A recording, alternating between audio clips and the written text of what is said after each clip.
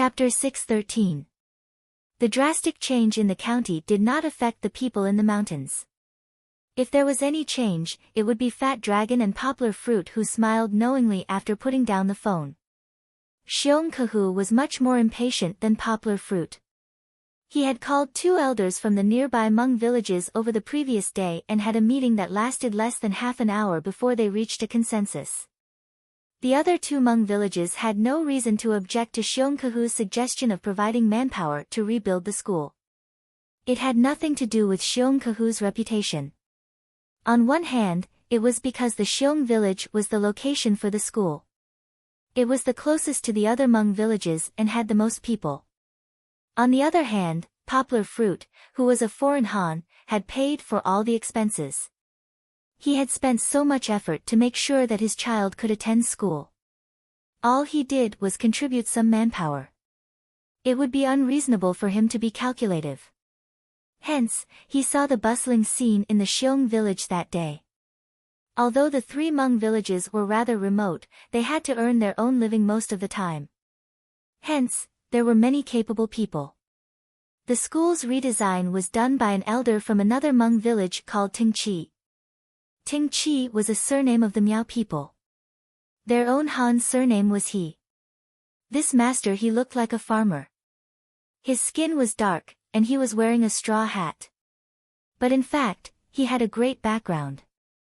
Back when Xiongkahu joined the army, he responded to the call and followed him. However, he was not as skilled in martial arts as Xiongkahu was. He was just a mountain man with slightly better stamina. Hence, the army that master he joined was a basic one. The class he was in was called the Civil Engineering class, which was commonly known as the Engineers. Since they were engineers, they did not charge into enemy lines. They moved with the army and were responsible for burying mines, clearing mines, and building houses. They built simple and hidden command posts. It was at that time that Master He learned some civil engineering skills. After retiring from the army, Master He did not live in seclusion like Xiongkahu. He stayed in the big cities to make a living. He set up a construction team and built houses in several big cities in Guishan province.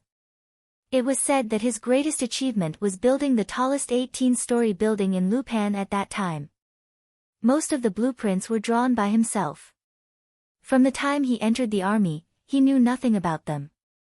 Later on, he could easily draw them. Grandpa He had put in a lot of effort in this aspect.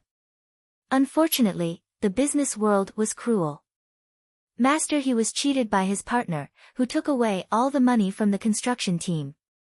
In the end, Master He sold his house to pay the workers and returned to the Hmong village disheartened. He never thought of leaving the mountain again.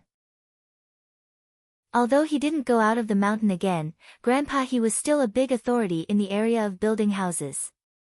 After he returned, he pondered over the design concept of tall buildings. Later on, when he designed houses for a few people in the stronghold, the tall buildings incorporated a modern architectural style and were quite popular with the villagers. The original school was designed by Grandpa He. Now, after listening to Poplar Fruit's request, he redrew the design and finally came up with a modified plan. The original school didn't need to be rebuilt. They only needed to tear down a few non-load-bearing walls and replace them with new ones. This greatly reduced the amount of work needed to rebuild the school and saved a lot of money. Cement and bricks had to be bought from the city and were given to Xiongjijiu at the foot of the mountain. As for the other wood, it was simple. They lived in the forest and could get everything locally. The bustle in the stronghold these 2 days was the noise of the 3 Miao men going deep into the mountains to cut down trees and bamboo and then bringing them back. Poplar Fruit was naturally involved. Although he was now a scholar, he used to be a village boy. It wasn't like he had never done dirty work. Seeing that everyone was working in full swing, Poplar Fruit rolled up his sleeves and rushed forward, ignoring Zheng Yujie's objection. Poplar Fruit wasn't very good at cutting down trees, but he helped carry them back. Poplar Fruit's strength came in handy. Generally speaking, a tree trunk with branches cut off, although it was only as thick as a calf, could only be moved by 3 people at the front, middle, and back. They also had to rest a few times along the way. On the other hand, Yanggua carried the trunk and walked forward alone. He didn't do it in a relaxed manner, but he wasn't tired to the point where he was out of breath. He carried the trunk back to the stronghold, and on the way, he still had the energy to greet his daughter. "Kiki, look at Daddy, isn't Daddy awesome?" Poplar Fruit said with a smile. Kiki stood in the circle of friends. It wasn't easy for her to see through the cover of a few leaves that the tall man who was holding a tree and whose clothes were cut in several places was her dearest father. She cried out in surprise and ran to her father's side with small steps. "Papa is awesome." Her small mouth was round. She wanted to laugh excitedly, but she also wanted to show her surprise when she saw Lu Zhishan uproot the weeping willow. Anyway, she looked like a little goldfish, so cute. "Kiki, come here." "Ignore him." Zheng Yujie was still angry because Poplar Fruit didn't listen to her advice. At this time, Poplar Fruit looked very manly. The rolled-up short sleeves and the white t-shirt that was cut by the branches on his abdomen revealed a different side of Poplar Fruit, who was usually weak and scholarly. His sweaty and strong abdominal muscles were more explosive than those of a pure gym muscle man. However, Zheng Yujie turned a blind eye to it. She was panting with anger. She always felt that Poplar Fruit shouldn't ignore his identity and run to carry bricks like a migrant worker. What was this? "No. Kiki wants to help Papa move the tree." Kiki's voice was clear, but her momentum was soft and very pleasant to the ears. She moved closer to Poplar Fruit, regardless of whether her father had the time to talk to her. Poplar Fruit really didn't have a free hand. Although he could carry the tree trunk, it was a bit difficult. If he wanted to hold the tree trunk with one hand, it would be better for him to break the world record of weightlifting. Poplar Fruit was just an ordinary person who was stronger than ordinary people. "Hey, Kiki, be careful. Don't get poked in the eyes." Poplar Fruit quickly stood still while holding the tree and didn't dare to move. Chi-Chi walked recklessly to the back and hugged one of the hanging tree trunks. She tried to exert her strength, but no matter how hard she tried, she couldn't move this huge thing. Poplar Fruit really didn't want to spoil his daughter's mood, and also didn't want to pour cold water on his daughter who was kind to help. He could only half squat and strictly control the strength of his hand, giving Kiki the feeling that she was also using all her strength. Poplar Fruit was still shouting, "Kiki, pay attention. Tilt your head back a little bit. Slowly, let's take a step forward. 1, 2, 1, the excitement on Kiki's face didn't diminish. She also hugged the tree and shouted 1, 2, 1 with her father. Poplar Fruit was actually more tired like this. However, tiredness was nothing. He also enjoyed it. Chapter 6:14. Zheng Yujie had a quarrel with Poplar Fruit. Was it really just because of Poplar Fruit's incessant persuasion? Queen Zheng was not that narrow-minded. Poplar Fruit ran into the deep mountains without any regard for his own safety and came back in ragged clothes. That was just an excuse for Zheng Yujie's outburst. The real reason why Zheng Yujie had been suppressing her anger for days was that she was going back to the capital. This time, no one forced her to go back to the capital. Although her family complained about her leaving without saying goodbye, they didn't ask her to go back.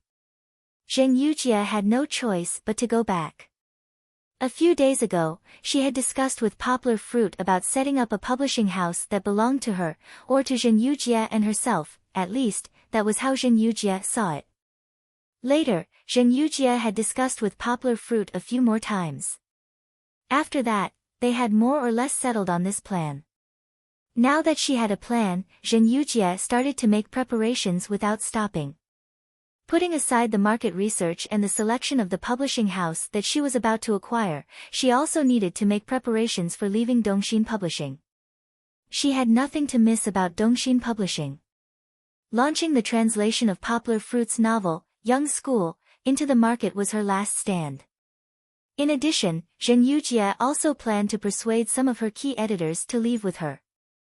On this point, Zheng Yujie wasn't worried that Dongxin Publishing would take revenge on her. On one hand, the focus of their business would be different in the future. On the other hand, Dongxin Publishing didn't dare to do anything to Zheng Mingsheng's daughter and Zheng Jianhua's granddaughter. Dongxin Publishing was a state-owned enterprise. Losing a few people would be a loss to the country. They didn't need to make things difficult for the Zheng family. On the other hand, Zheng Yujie had to communicate with the chief editor, Pang Yu. Pang Yu was her elder and also her mother's good friend. From another point of view, he was also Zheng Yujie's guide in this line. Pang Yu wouldn't stop Zheng Yujie from developing her career, but Zheng Yujie didn't want to leave any grudges in Aunt Pang Yu's heart. In addition to dealing with the publishing house, Zheng Yujie also planned to negotiate with several online literature websites that owned a large number of copyrights. Now that the foreign language copyrights of those websites were cheap, Zheng Yujie would take the opportunity to get all of them. Of course, this matter wouldn't be as simple as it seemed. They didn't think that the copyrights were worth much.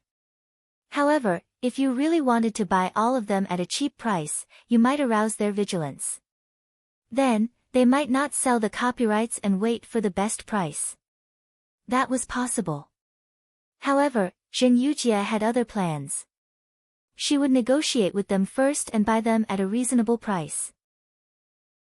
If they deliberately raised the price, Zheng Yujie wouldn't mind using the power behind her to compete with them. Zheng Yujie had no choice but to return. As for her, she had only reunited with Yang Guo for a few days, and then they had to part. Afterwards, she wouldn't be able to see Yang Guo for a few months. She was very reluctant to part, but she couldn't say it out loud. The reason for this was very complicated. On one hand, Zheng Yujie had a strong personality. It would be better to kill her if she cried because of love. On the other hand, she felt that she didn't have the status to vent her reluctance. Yes, she and Poplar Fruit were just close friends. She wasn't like the girl who secretly talked to Poplar Fruit on the phone at night. She could act coquettishly and even throw a tantrum at Poplar Fruit unscrupulously. This kind of emotion was even more intense, especially when Poplar Fruit was unwilling to do some very intimate and ambiguous interactions with her recently. Although Poplar Fruit carefully took her feelings into consideration, Zheng Yujie still faintly felt that Poplar Fruit was keeping a distance from her. From the beginning, she was mentally prepared. Zheng Yujie kept telling herself not to mind. She gritted her teeth and swore that even if he walked with another woman, she would persist. She would use her actions to make Poplar Fruit fall in love with her. Yes, Zheng Yujie had always believed that she and Poplar Fruit would have a happy day. This kind of thinking was very rare in this impetuous society. Not to mention a girl like Zheng Yujie, who came from an extraordinary family. Even a girl from an ordinary family would have her own dignity and reserve. Who would be like Zheng Yujie, who persevered for a man who had already fallen in love with another woman? Duan Xueqing wouldn't. After she understood that it was impossible for her and Poplar Fruit to be together, she rationally left Poplar Fruit. She didn't want to wait for more than 4 years like before. She also didn't want to be drowned in heartache like a tide. Perhaps leaving would hurt, but when she met someone else who might be suitable, the pain would slowly fade away. Well, this kind of persistence was rare in the world, but it didn't mean that it didn't exist. Jin Yuelin was such an example. Back then, even if Lin Huiyin had already married Liang Xicheng, who was the most suitable for her, even if Jin Yuelin was very rational and hid his love deep in his heart, even if he became lifelong friends with the couple, Jin Yuelin still deeply loved this woman who was beautiful and talented. Jin Yuelin wasn't like the more famous Su Zimo. The latter divorced his first wife after falling in love with Lin Huiyin. It was also because of Lin Huiyin that he wrote many love poems. However, after Lin Huiyin got married, he fell in love with another woman. Jin Yuelin never married, and he was infatuated and waited for Lin Huiyin his entire life. There was an anecdote about Elder Jin. It was said that after Lin Huiyin passed away, Elder Jean invited a guest to a restaurant in the capital. When his old friends received the invitation, they were all puzzled. They didn't know why Elder Jean was spending so much money. It wasn't until the banquet that Elder Jean explained in disappointment that today was Huiyin's birthday. The world might not understand Elder Jin's infatuation, and they might even feel that it wasn't worth it. Zheng Yujie was the same. She loved poplar fruit. She loved his personality and talent. She loved his gentleness and thoughtfulness. In her heart, poplar fruit was the only one in this life. This had nothing to do with whether poplar fruit loved her or not. This logic was very difficult to understand. However, this was love. This was the kind of love that made people make choices that were unimaginable to onlookers. However, Zheng Yujie wasn't as extraordinary as Elder Jean. She would still be jealous and sad. After these emotions had accumulated for a few days, she finally couldn't help but explode with a small matter. Poplar Fruit, who had a low EQ, was muddle-headed. Naturally, he wouldn't think of this aspect. He thought that Zheng Yujie was angry because he let her down. That night, he tried his best to apologize to Zheng Yujie. He even offered his not-so-perfect rabbit wood carving as an apology. In front of the person she liked, Zheng Yujie's anger came strangely and disappeared strangely. After she took the rabbit wood carving, she actually smiled. She smiled very happily, but there were still some tears in the corners of her eyes. The next day, Poplar Fruit sent Zheng Yujie to the airport in the neighboring city to take a plane. Before boarding the plane, Yang Guo's deliberate courtesy did not succeed. Queen Zheng did not allow him to say anything and tightly hugged him. In the end, Queen Zheng put down little brother Yang in satisfaction. She waved her hand and left with her somewhat long hair. Her unruly back view was still so elegant. Queen Zheng has returned to Beijing. Poplar Fruit is also about to return to Yangcheng. Xiao Han has been in Guishan province for a long time. Everyone is probably tired of it. Don't worry, this part will be over soon. However, Xiao Han still has to say that the reason why he wrote so much in this part was not because Xiao Han wanted to deliberately add water. I believe that some readers have already seen that July and August 2012 was the time when the two most important careers in Poplar Fruit's life took off. It was also a watershed for this book. Poplar Fruit was an ordinary person who didn't know how to sing or act. It wasn't easy for him to get on the big stage of Where Are We Going, Dad? His modeling experience in October might be one of the reasons, but it definitely wasn't the decisive factor. What was it? Let's guess. In addition, regarding the love story of this book, Xiao Han said a few more words. Fang Beibei doesn't seem to be very liked by everyone. It's okay, everyone still doesn't know her well enough. Her scenes will slowly increase in the future. Queen Zheng isn't the female lead. This has been emphasized all along. But Queen Zheng is very important. Or rather, Xiao Han really likes Queen Zheng's character. Xiao Han won't write her as tragic as Elder Jean. He can only say that he will give everyone an explanation in the ending. Xiao Han doesn't dare to say that everyone will be 100% satisfied, but the ending will definitely not be a tragedy. Xiao Han swears in the name of Kiki. *0 everyone, please read on patiently. Xiao Han wants to write a different story. He wants to write an ordinary but destined to be extraordinary Poplar Fruit. Chapter 6:15. Hurry up and get up. Why are you still sleeping in the middle of the day? Hurry up and run with this old man. Sob, sob, it's only 7:00. Old man, can you let me sleep a little longer? Get up, don't get up. My saber doesn't recognize birds. Clang. Ah. Ah. Such conversations were repeated in Poplar Fruit's room. For some unknown reason, or since when, Xiong Kahu and Fat Dragon, this pair of enemies, had been at loggerheads. Fat Dragon was a night owl, the kind that was especially fat. He slept very late at night, sometimes even later than Poplar Fruit's 2 or 3 o'clock. Then he slept in the middle of the day, not eating breakfast and not waking up until lunchtime. Xiongkahu once strolled over to Poplar Fruit's place. Seeing Fat Dragon sleeping like a pig, he came over every morning to wake him up for a run. Xiongkahu's reason was to let Fat Dragon develop good habits and lose weight. Look at you. You're so fat that you're almost heavier than my daughter-in-law's flour. Hurry up and exercise. Don't sit in front of the table every day. Be careful that you don't die before you're 40. Fatty Dragon strongly suspected that Xiongkahu was abusing his position for personal gain. He was deliberately making things difficult for him. Early in the morning, Xiongkahu wanted to kill such a good opportunity to sleep. It was too inhumane. But what could he do? Xiongkahu would always come to find him after practicing with Poplar Fruit on the mountain. With 2 Miaodao in his hands, Fat Dragon refused to get up from the bed.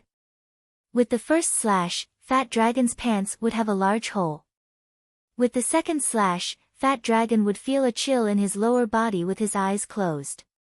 Half of his hair would flutter in the air like catkins in the spring wind. This time, it was like lightning. A chill ran up his spine and soaked his entire brain. Fat Dragon was finally awake. He was completely awake and did not feel sleepy at all. Without waiting for the third stab, Fat Dragon scrambled out of bed and followed Xiongkahu for a jog with tears and snot. Old Master Xiongkahu did not torture him any further. He took him for a jog around the village before letting him go back. Although it was just a jog, although it was only 2 laps, Fat Dragon was already as tired as a dog when he came back. He was lying on the bed, unable to move. However, the effect was still good. Later, Fat Dragon no longer stayed up late at night and ran 2 laps during the day. His mental state also improved a lot. Of course, his weight still did not decrease. These few days did not show any effect. On the second day after Zhen Yujie went back, Poplar Fruit received a call that surprised him. The reason why it was a surprise was because this brother of his was really unpredictable. Sometimes when Poplar Fruit called to ask about him, his phone would often be turned off. And when he called Poplar Fruit, it was either early in the morning, late at night, or during dinner time. Anyway, none of his calls were on time. Seeing the caller ID, Poplar Fruit smiled. He picked up the phone and said with a smile, "Big brother, you're back from your mission."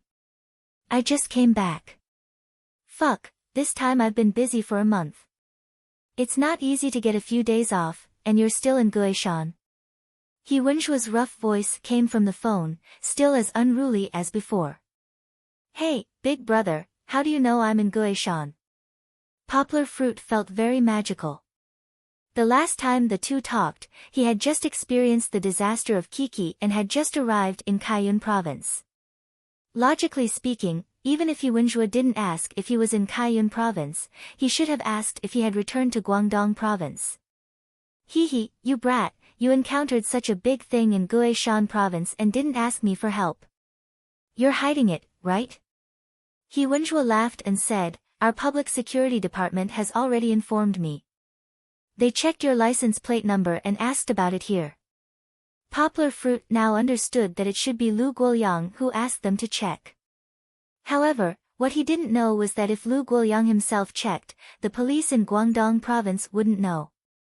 It was all his gossipy lover who caused the trouble. "Hee, big brother, there's no need to trouble you for such a small matter." Poplar Fruit scratched his head and smiled embarrassedly. "Besides, aren't I in Guishan Mountain? It's so far away, I don't want to trouble you." "What are you talking about?" Wenjua was unhappy.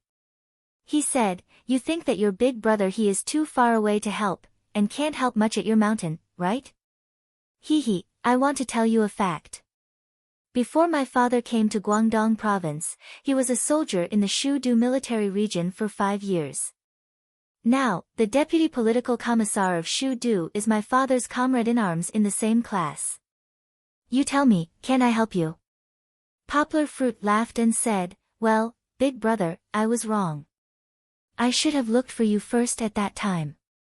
Forget it, let's not talk about you.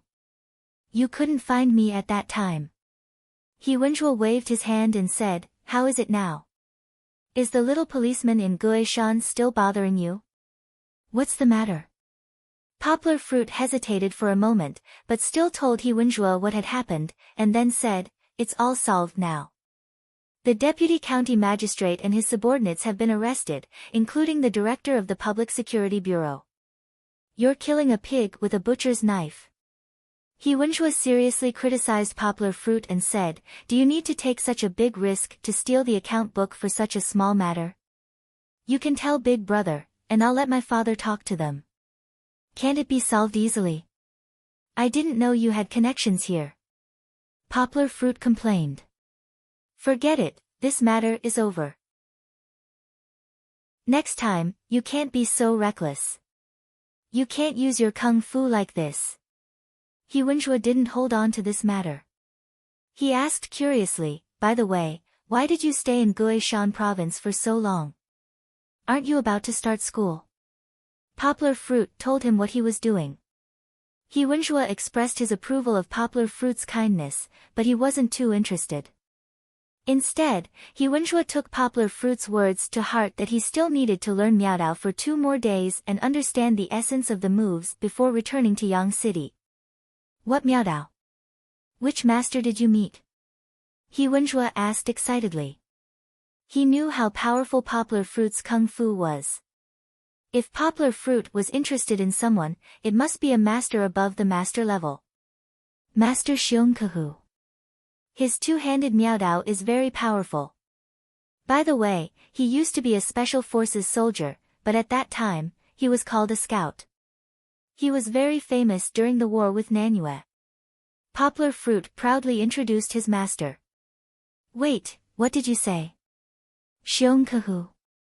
The Saber King Xiongkahu, who was known as one of the top 10 soldier kings in the southwest 30 years ago." "Is it really Xiongkahu?" Wenjue was so excited that he was incoherent.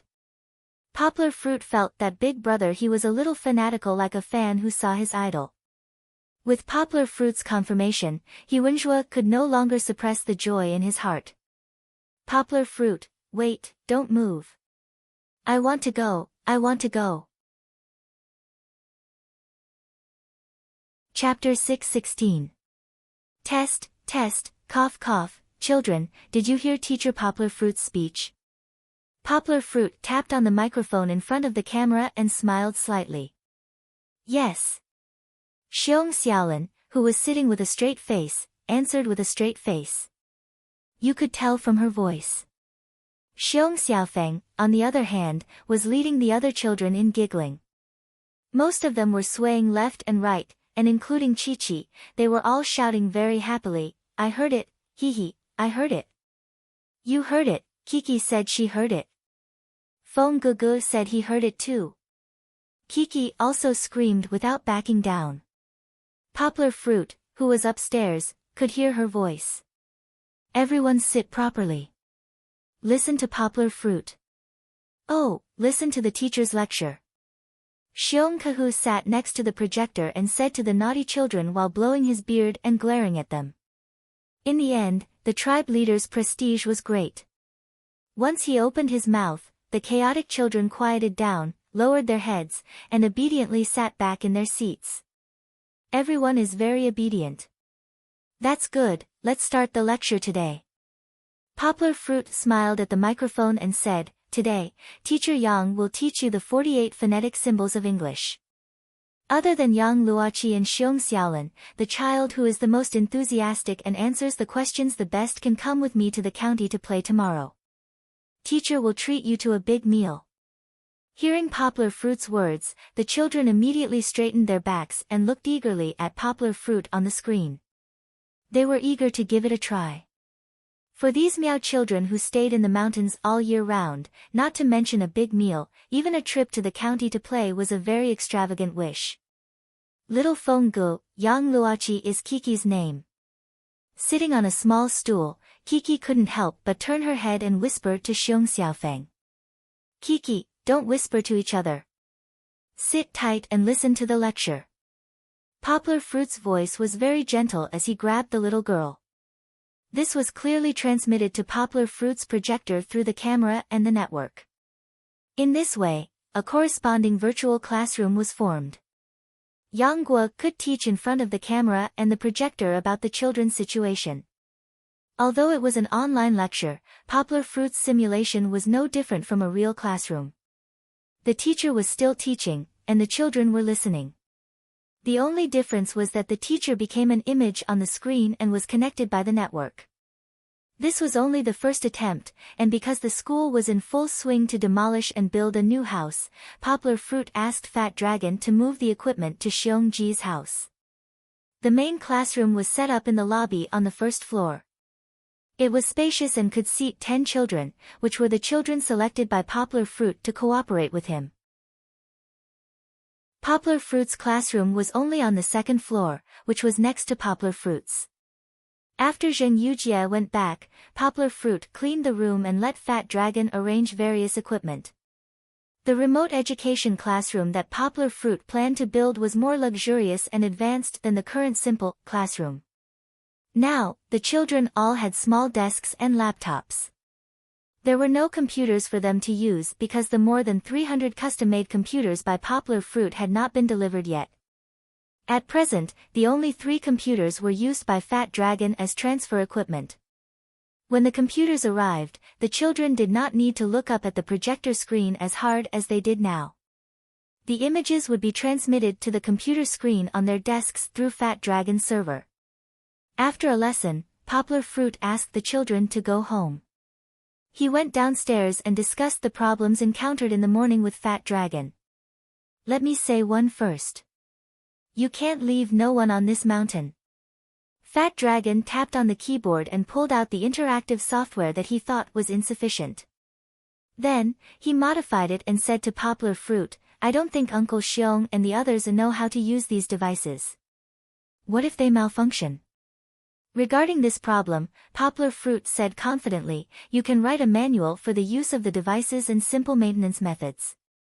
We can let one of them learn it. Then, we won't need to stay on the mountain anymore.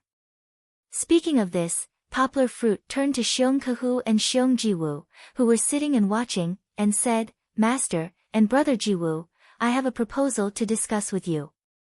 Xiong Kehu waved his hand and said casually, discuss what? If there's anything you need from us, just tell us. We don't know what you're talking about. Over the past few days, although Xiong Kehu didn't say anything, he admired and was grateful to his disciple. It had nothing to do with the two-handed Miaodao he taught Poplar Fruit. These days, Poplar Fruit was busy running around and working hard for the education of the children in the village. Not only did he spend money, but he also did his best. Xiong Kehu saw it all, but he kept it in his heart.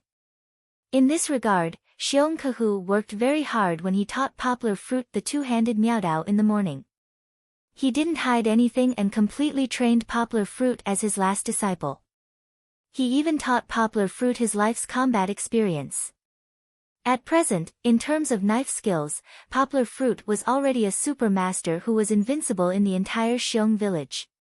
Even Xiong Kehu himself felt that he couldn't beat Poplar Fruit. Of course, this was also related to age. Poplar Fruit smiled and said, Master, look at what you're saying. How can you let me make the decision for everything? After all, my ability is limited. Everyone has to discuss and gather the wisdom of the group. Only then can we arrange things properly and avoid detours in the future. When the class just started, you saw it too, Master. The children weren't sitting very well. Even during the class, there were some children who were whispering to each other or being absent-minded. Fortunately, Master was there, so there wasn't any trouble. Poplar Fruit smiled and said, but it can't go on like this. In the future, we'll be in a city hundreds or thousands of kilometers away. If the children suddenly run out to play by themselves midway, we won't be able to control them. It's okay. This old man can just keep an eye on them. Xiong Kehu waved his hand and said indifferently, it's not a big deal.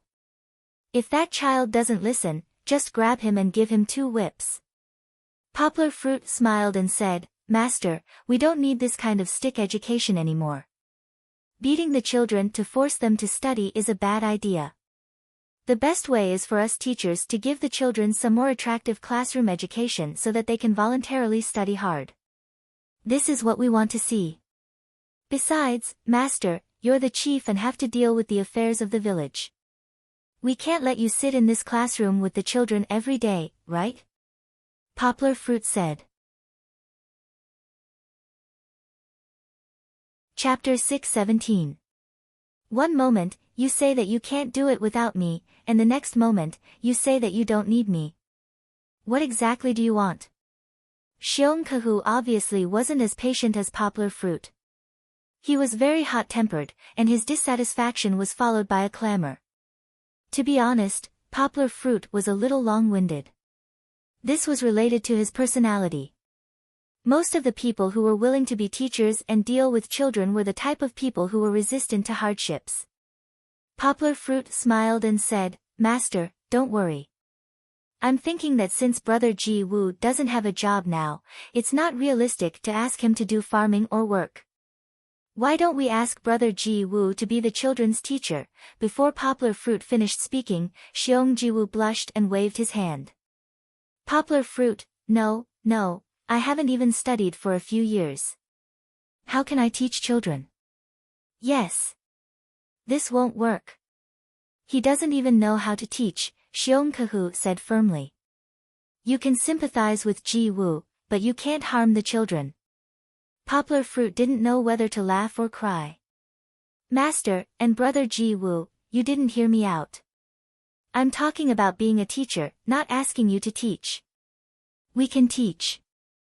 You, as a teacher, mainly have to manage the children and supervise them to go to class and do their homework on time.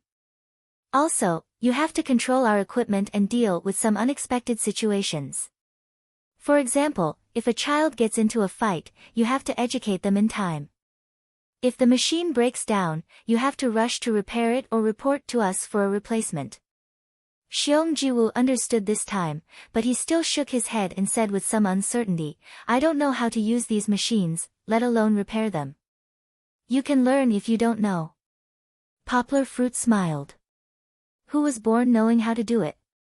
Don't worry, I'll let Fat Dragon stay on the mountain until he teaches you. Poplar Fruit pretended not to see Fat Dragon's sad little eyes. Poplar Fruit's words are reasonable. Who was born knowing how to do it? Xiong clapped his hands and said happily, Xiaowu, what Poplar Fruit said just now is really the most suitable thing for you to do. It's not that I want to criticize you, but with your legs, you can't do any other job well. Why don't you take care of the children in the village? Poplar Fruit chose Xiong Jiwu as their class teacher not because he sympathized with Xiong Jiwu, but just as Xiong said, Xiong Jiwu was the most suitable person for this job. Xiong Jiwu had a good personality, especially when he got along with the children in the stockade. Many of them liked him. It was reasonable to say that the children should be afraid when they saw Xiong Jiwu with a lame leg, but Xiong Jiwu was the opposite. He was not as muscular as the other adult men in the Hmong village, nor was he like Xiong who always had a poker face. He was humble and liked to chat with the children. Usually, if there was anything delicious, he would share it with the children who came over as guests. Therefore, Xiong Jiwu was the most amiable person in the eyes of the children in the Hmong village, and the children were happy to listen to him. Not only that, but because Xiong Jiwu had trained Xiong Xiaolin, who was admitted to the county's key middle school, this was an unprecedented event in the village. Many aunties came to visit Xiong Jiwu to learn from him. If Xiong Jiwu helped to take care of such a naughty child, the parents would be more relieved. Speaking of which, the class teacher that Poplar Fruit mentioned was not an ordinary class teacher. There would be more than 300 children studying in the entire school, and the 1st to 6th grades would be divided into 6 classes. Xiong Jiwu would have to take care of the children in the 6 classes at the same time. He would be the class teacher who was at the level of a principal. However, in order to repay Poplar Fruit, Xiongkehu waved his hand and removed the position of principal under Poplar Fruit's name without any explanation. Therefore, Xiongjiwu could only be the class teacher. This was just a difference in name. For the principal of the Hmong village's primary school who had no real power, this title was just a symbol of honor. It was unrealistic for one person to keep an eye on 6 grades, even though there were only 6 classes in total. Poplar Fruit taught Xiongjiwu a good idea. You can let each class elect a class monitor, vice class monitor, or take turns to help you manage the class. This will not only improve your efficiency, but also strengthen the children's sense of self-discipline. I believe that the children who are working as cadres will definitely work harder. This method had long been used by the schools in the city. Some children even cultivated a sense of bureaucracy from an early age. In the middle of last year, the news of the teenager with 5 bars in Wucheng caused a large-scale discussion. Poplar Fruit would not let the children become cold politicians, but introducing the class committee system could still help to integrate the current scattered Hmong village schools. Poplar Fruit also taught Xiongjiwu a lot of skills of being a class director. He did not have much experience, but last semester, in order to be a qualified teaching assistant, Poplar Fruit found a lot of books in this field to read. At least he could talk about armchair strategies for a day and a half. Of course, Poplar Fruit just said that he would give Xiongjiwu additional training in the future. These skills gave Xiongjiwu a lot of inspiration and restored his confidence. However, Xiongjiwu was still a little hesitant. Poplar Fruit understood what he was thinking. Poplar Fruit smiled and said, "Brother Jiwu, don't worry. I won't let you work for nothing. I'll give you 1,500 yuan a month, the same as the county's teachers. You help to take care of the children and deal with the school's affairs. This can be considered a proper job. I'm not asking for money. This is not appropriate." Money was what Xiongjiwu lacked the most at the moment. Xiong Xiaolin had to study in the county, and Yinuzang had to eat some good food to nourish her body. Although Poplar Fruit had left him a few thousand yuan, Poplar Fruit had helped their families so much. Xiongjiwu was still thinking about when to return the money to Poplar Fruit. Xiongkehu thought for a while and said, "Jiwu, Poplar Fruit is right. You should take the money. And Poplar Fruit, you don't have to pay for this money. I'll discuss with the elders of the other 2 strongholds. We'll each pay a part of it. We can't let you work for nothing. You also have a family to support. That's too much." Xiongjiwu said somewhat embarrassedly, "Everyone in the village goes out to work and doesn't send more than 1,000 yuan back home every month. If I take so much, I'll be envied.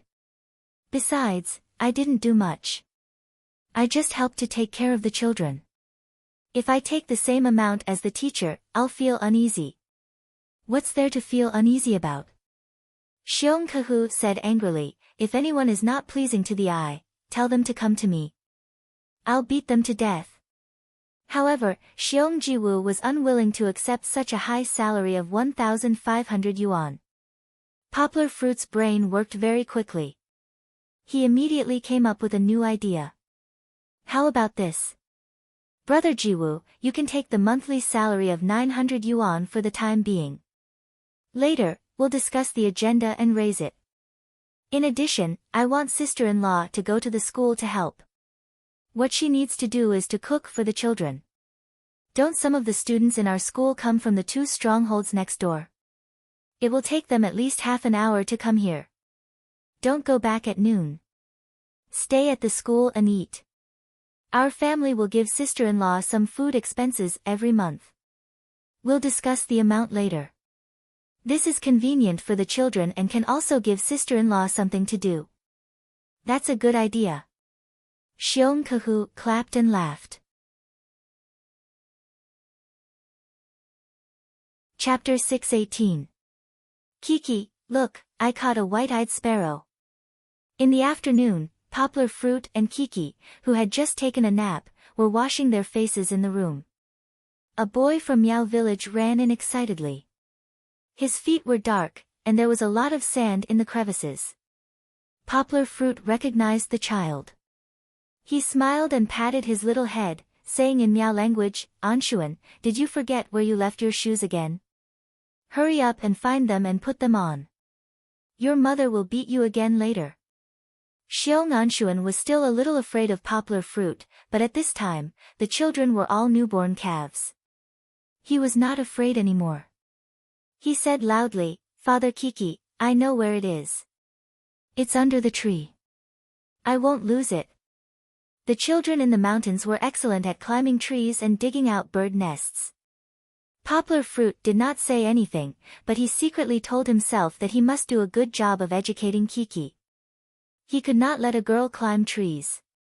It was too dangerous. "Brother, the bird is so pitiful. Can you not hold it?" When Chi-Chi saw the small and exquisite bird that was held in Xiong Anshuan's little hand with its wings clamped, her bodhisattva heart that bemoaned the state of the universe and pitied the fate of mankind came up again. Her big watery eyes looked pitifully at Xiong Anshuan and said. Xiong Anshuan did not expect that his behavior, which was like presenting a treasure, would be seen as an evil act of bullying the bird in Kiki's eyes. After hearing Kiki's pleading, Xiong Anshuan quickly put the bird behind him and said loudly, "No. It was not easy for me to catch it. No, no." Kiki pouted her lower lip, turned around, and pulled Poplar Fruit's trousers sadly and said, "Oh, Papa, the bird is so pitiful."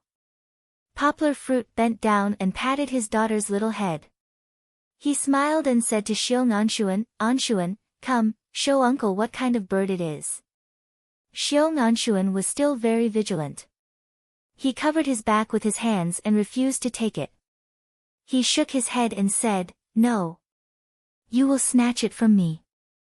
The white-eyed sparrow is mine." Kiki, who was overly worried that Xiong Anshuan would suffocate the bird, had tears in her eyes. She tugged at her father's arm with a pitiful look on her face, as if she could empathize with the bird's plight. Poplar Fruit smiled and comforted the nervous Xiong Anshuan. "No, uncle just wants to see what kind of bird it is. How can there be a white-eyed sparrow? We are called white-eyed sparrows." Xiong Anshuan took the bird back and pointed it out to Poplar Fruit. "Abba Kiki, look, its eyes are white." Poplar Fruit took a closer look. It was a small, brown-feathered bird. Its tail feathers were very long, and like the feathers on its back, it had dark brown vertical stripes. The more conspicuous part was its eyes. Its eyes were white, and there was a long white eyebrow by its eyes, extending evenly from front to back. It looked very much like the slender and curved eyebrows of beauties in ancient literature. "Isn't this a thrush bird?" Poplar Fruit asked in surprise. He had a deep impression of this kind of bird, which was named because of its white eyebrows. He had seen it when he was climbing Baiyun Mountain, and it was the market bird of Yangqing City. "What is a thrush?" Poplar Fruit said the word thrush in Mandarin, so Xiong Anshuan didn't understand. He said, "It's a white-browed sparrow. My Abba taught me." Different places had different names, so Poplar Fruit didn't delve too deeply into it. When Kiki saw the pitiful thrush bird, she became even more sad. She pulled her father's finger and said with a sobbing tone, "Abba, help it, birds fly in the air, don't catch it." Poplar Fruit loved his daughter's kind heart. He looked at the thrush bird, rolled his eyes, and came up with an idea. Poplar Fruit said with a smile, "Anshuan, uncle has a suggestion." Xiong Anshuan looked at Poplar Fruit puzzledly. "You give this bird to uncle." Before Poplar Fruit finished speaking, Xiong Anshuan immediately retracted his hand and shouted with great vigilance, "No. This is mine. Woo woo, woo woo woo woo." Frightened by Xiong Anshuan's shout, Kiki could no longer hold back and cried miserably. Yang Guo felt a headache coming on. Sometimes, it was really hard to reason with children because they didn't have as many twists and turns as adults. They were all very straightforward. Moreover, they would definitely not listen to other people's advice, nor would they listen to it. It was already not easy to persuade Xiong Anshuan to give in, but now Kiki was crying in his ear, which made him even more annoyed. Seeing Xiong Anshuan's watery eyes, as if he was frightened by Kiki, he was worried that Poplar Fruit would bully him and try to snatch his bird, so he looked around and prepared to slip away. Poplar Fruit quickly finished his words, Anshuan, Uncle won't snatch your bird, but if you are willing to exchange, Uncle can let you see a giant panda. Giant panda? Xiong Anshuan had heard of giant pandas. Gui Mountain was close to Chuan Province, and he had heard of them from the older generation of Miao tribe elders. Yes, Kiki and I adopted a giant panda in Chuan Province. She didn't tell you, did she? Poplar Fruit saw Xiong Anshuan's interest and knew that there was hope. He said with a smile, there are photos and videos on the computer. Do you want to see them? Xiong Anshuan's eyes showed a little desire. Thrush was very common in Gui Mountain, and Xiong Anshuan had caught one before. To be honest, it was nothing strange for him. As for giant pandas, although he had heard of them, he had never seen one before. This was more attractive. Brother is a bad guy, Papa, don't show it to him. Kiki choked and said angrily. Xiong Anshuan was also a teenager, and he couldn't stand being stimulated. He immediately retorted, who wants to see your giant panda? Humph, I don't want it. Although he said this, Xiong Anshuan just curled his lips and turned his head, but his body didn't move. He was just stubborn, but he still wanted it very much. Poplar Fruit said with a smile, okay, no one is allowed to quarrel. Friends should be polite to each other and care for each other. Do you still remember the story I told you about the two little goats crossing the bridge? Kiki and Xiong Anshuan nodded silently, and Kiki's sobs became softer and softer. Poplar Fruit said with a smile, yes, let's each take a step back. Won't we still be good friends in the future? Kiki, you have to be generous and share the photos of you and Chubby Boy with brother Anshuan. Anshuan, as a big brother, you have to give in to your little sister when she's not sensible. You can't quarrel with her, right? Xiong Anshuan lowered his head and nodded with some embarrassment. He didn't know what Xiong Anshuan was struggling with in his heart. He hesitated for a moment, then walked forward, took Kiki's little hand, and said, Kiki, I'll give this white-eyed sparrow to you. Don't cry, okay? Kiki saw her father take the thrush bird and then walk to the window to set it free. She smiled through her tears, and her tear-stained smiling face was especially cute. Brother, come with me. Kiki will show you Chubby Boy. Kiki said softly with a nasal voice. At this moment, the melodious cry of the newly released thrush bird came from outside the window. It seemed to be saying thanks, and also seemed to be continuing Kiki's soft childish voice. Poplar Fruit suddenly thought of a poem, only then did I know to lock myself in a golden cage to listen, but not as free as the cry in the forest. Kiki understood this at such a young age.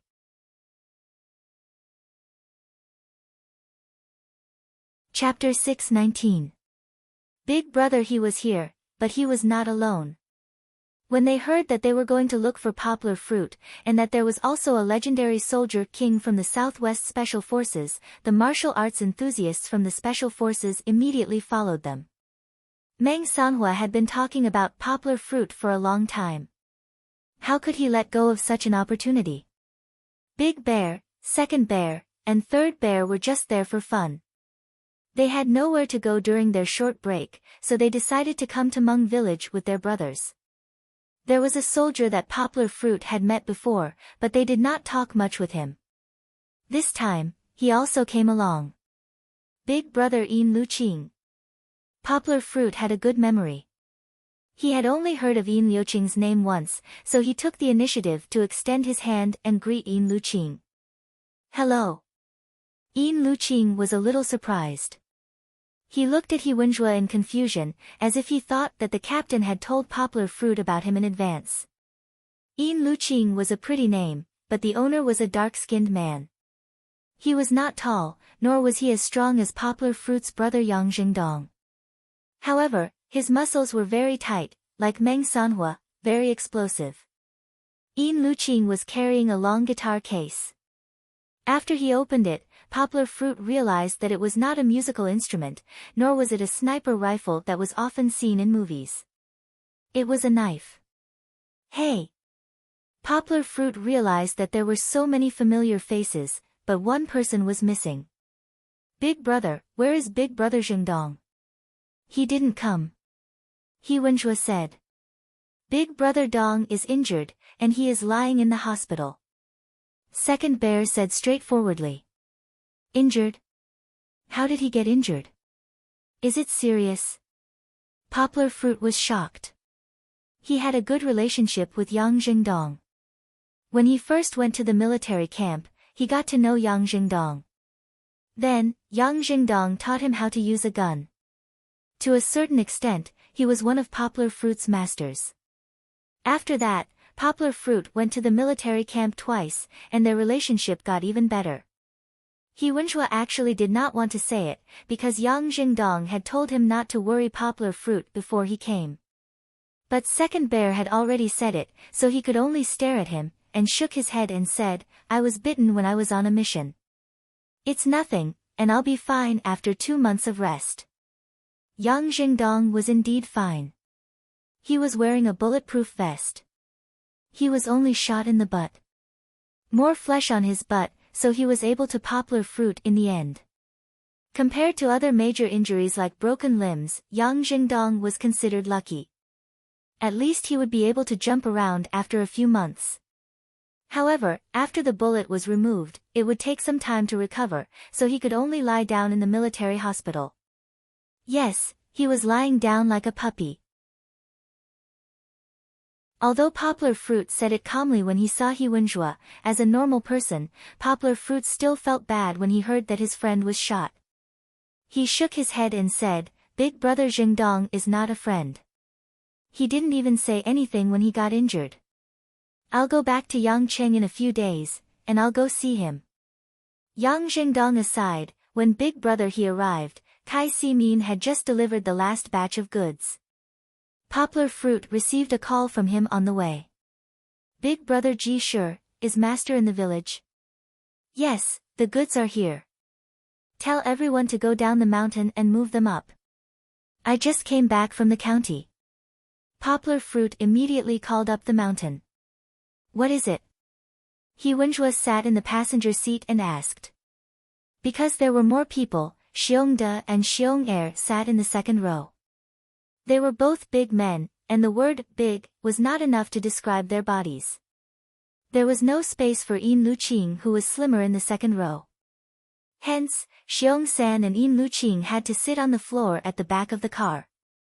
Poplar Fruit smiled and said, Didn't I tell you that I'm going to provide remote education for the children in the mountains? The computers that I ordered from Beijing have arrived. Hence, Wenjue and the other soldiers from the special forces rolled up their sleeves and carried the computers with the Miao people. Kai Simin used to be a poor farmer, so she wasn't surprised that she came to the mountains. Instead, the delivery drivers were shocked. Not long after the car stopped, a group of Miao people in black and short coats surrounded them before they could say anything. They spoke in a language that they couldn't understand. 2 of them even had swords that were half a person's height strapped to their backs. Those who didn't know better would think that they had encountered bandits. What made them even more frightened were the people who came down from the Land Rover behind them. Not to mention the weak scholar who was driving, the people behind him were all very strong, especially the 3 big men. Each of them was more than 1.9 meters tall, and their arms were thicker than a normal person's thigh. Xiong-san was the most aggrieved. He curled up in the back of the car and felt very uncomfortable. After he got down from the car, Xiong-san shook his legs, causing the mountain rocks to shake. It was really shocking. Inadvertently, the few drivers who finally calmed down and got out of the car to watch the show ran back to the car. This made the honest Xiong-san confused. Ji Sure. Poplar Fruit waved at Wenjue and smiled.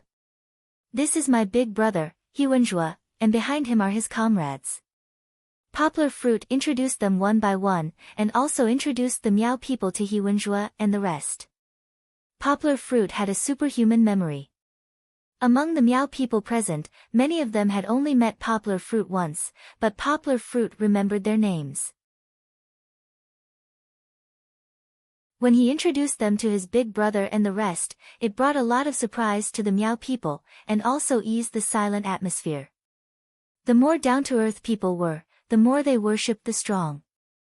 Originally, the Miao people were a little estranged from Wenjue and the rest due to the language barrier. However, when they saw Wenjue and the rest taking the lead to carry a few boxes and striding with Poplar Fruit, they quickly recognized these outsiders. Even the shy Xiong Jisher started chatting with the simple-looking Xiong Da. He forgot to mention that Xiong Da's surname was not Xiong. Among the three big men, Xiong Da, Xiong Er, and Xiong San, only Xiong Er's surname was Xiong. However, this nickname gave Xiong Jisher and the rest a lot of good feelings. What surprised the drivers the most was Poplar Fruit. No matter how they looked at him, that gentlemanly guy, who looked like a volunteer teacher, actually carried 4 big boxes by himself, hanging them with a pole. Actually, to Poplar Fruit, these were not heavy. If it were not for the fact that he could not carry so many boxes and was afraid of breaking them, Poplar Fruit could even carry 1 or 2 more. Everyone, slow down, be careful. Kai Si Min, who was wearing glasses that were as thick as beer bottles, weakly commanded from behind, be careful when carrying these things. These things are very delicate. Although the 300 computers did not have to carry the bulky mainframe, they still filled up 3 trucks. More than 20 strong men from the 3 strongholds, including Poplar Fruit and the rest, needed to carry them for 2 days.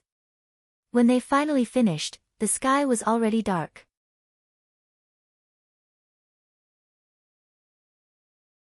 Chapter 620. Due to the poor circuit and the Miao people's frugality, when night fell, the Xiong village looked bleak and cold from the outside. In front of the village, the shadows of the lanterns and trees swayed as if demons were dancing. Only an old man stood at the entrance of the village like a mountain, unaffected by the environment. The old man is really something. Wenjue whispered in Poplar Fruit's ear. In fact, it was not the first time they met Xiong Kahu. Poplar Fruit had introduced them to each other during the first 2 trips. However, at that time, Xiong Kahu was like an ordinary old man among the mountain people, not threatening at all. Although Xiong Kahu's hair and beard were all white, and his body had shrunk a little, he still stood upright in the mountain wind, as if he was the towering mountain behind him. His aura was restrained, but it still felt vigorous and majestic. Wenjue was not a martial arts master, so he did not feel it deeply. The one who felt it the most was Meng Sanhua, a martial arts fanatic. His eyes widened like a searchlight. Meng Sanhua did not bother to pester Poplar Fruit. Old man Xiong attracted him deeply like a magnet. Poplar Fruit smiled and ignored these violent maniacs. He took the lead to move the remaining computers into the ancestral hall. It was also a stilted building of the Miao people, but the style was more simple and solemn. Because the school was undergoing major renovation, the ancestral hall was specially emptied to store these precious computers. Papa! Xiong Xiaolin could not stop her. Kiki ran all the way into her father's arms. She pouted and said, "It's dark." Kiki is so scared. The little girl had been wanting to go down the mountain with her father, but Poplar Fruit had to carry so many boxes and had no time to take care of her. So he asked Xiong Xiaolin to control Kiki. Although Kiki did not cry or make a fuss, her aggrieved look was pitiful. Poplar Fruit didn't care that he was dirty. Anyway, he had to take a bath later. Smiling, he picked up his daughter and said, "Hey, isn't Daddy back?" "Ha! Poplar Fruit, your daughter is too gutsy. My Shaochen dared to sleep alone when he was 2 years old." Wenjue said with a grin. "How can it be compared?" Poplar Fruit said unhappily. "Kiki is a girl. Besides, she's only 1.5 years old. She's still far from 2 years old." Poplar Fruit thought to himself. It was probably because Big Brother he was too rash. After returning from the military, he wanted to do something shameful with his sister-in-law. Then, he left his own son in the next room. He Wenjua laughed and said, only 1.5 years old. I forgot. Kiki is already so big. Your sister-in-law used to say that Kiki grew up quickly because she drank imported milk powder. Kiki, do you still know uncle? Meng Sanhua probably ran back to Yang Guo's side after being rejected by old master Xiong Kahu. When he saw Chi-Chi who had changed into Miao attire, he greeted her with a smile. The ancestral hall was still very bright, but Kiki still stared at Meng Sanhua for a long time. Meng Sanhua thought that Kiki could not recognize him, but Kiki giggled. She pulled Poplar Fruit's collar and pointed at Meng Sanhua. I recognize you. You fought with Papa and got spanked by Papa. Meng Sanhua's face turned red. He scratched his head awkwardly. He did not expect Kiki to still remember him. And Kiki actually remembered the scene 2 months ago. Poplar Fruit came to the barracks to play, and Poplar Fruit kicked him down from the air. What a disgrace. Didn't you see those naughty guys covering their mouths and laughing? Poplar Fruit also wanted to laugh, but he was too embarrassed to do so. He could only pat Kiki's little head and criticize her. Kiki, don't talk nonsense. This is Uncle Meng. Kiki is not talking nonsense. Kiki remembers everything. Kiki said as she shook her father's chin. After that, Xiong Kahu invited these heroes from afar, according to his words, to his house for dinner. Of course, it was a normal meal. The only highlight was the horn wine. Horn wine was a delicate-looking utensil made from buffalo horns by the Miao people. The wine was glutinous rice-aged, and it was the Miao people's proudest creation. Previously, Yang Guo didn't drink, so no one appreciated Xiong Kahu's hospitality. This time, he saw that these burly men were all heroes in wine, so he took out a jar of 20-year-old wine from the cellar and poured it out. The fragrance was strong, and the color was brown like diluted honey. The gluttonous Xiong San didn't even drink it before clapping his hands and shouting that it was good wine. Before drinking, they had to go through the etiquette of the Miao people. A few girls who were dressed gorgeously held a horn cup and fed each of them a sip of wine. Other than Poplar Fruit, who did not touch a single drop of wine, the others were not allowed to refuse. Even Fat Dragon, who had the worst alcohol tolerance, drank a cup. He Wenjua drank it in one gulp, closed his eyes and savored the taste for a long time before nodding and praising, good wine, good wine. After 2 rounds of drinking, Fat Dragon and Kai Simin both dizzily went to the table. On the other hand, Xiong Kahu had just started chatting with the soldiers. You guys are called Special Forces now. At that time, we were all scouts. There was a name like Special Forces, but no one liked to use it. Xiong Kahu laughed and said, we are the kind of scouts that fly on the grass, appear at night, and quietly send you to hell. He Wenjua raised his cup and said with admiration, old man, you are a great hero. In our Special Forces, who hasn't heard of your name? Southwest's top 10 soldier kings, your military exploits are illustrious. Even now, you are our idol. Ha! Xiong Kahu enjoyed it, but he still pretended to be humble and said, this is all in the past. When I was young, my father told me about your deeds. At that time, he also participated in that war. I heard that when he returned home, the general's mansion in South Yu country still had the incantation of your scouting unit pasted up. They were afraid that you would come out in the middle of the night and wipe them all out. Ha! He Wenjua reminisced with longing. Your father was also a soldier. Which unit was he from? Xiong Kahu asked with interest. At that time, he was from the Southwest Military Region's 663 Brigade's 3rd Regiment's 1st Battalion. You might not have heard of him. He Wenjua waved his hand and said, at that time, my father was still young. He was just following the veterans to charge. Fortunately, he came back alive. Xiongkahu really hadn't heard of him, but he patted the table and said in an impassioned tone, "Your father was also a hero. War is about charging forward. Before the other side's cannonball is fired, he pees his pants. What's the point of fighting?" Xiongkahu probably didn't expect that He Jiuming, who he praised as a hero, was now the #1 officer in Yangcheng's military region. However, even if he knew, he wouldn't care. Rice wine was aged and the alcohol content was very high. He Wenjue also drank a lot. He raised his cup and shouted, "Old man is right. What's the point of fighting if he pees his pants? Charge! Charge!"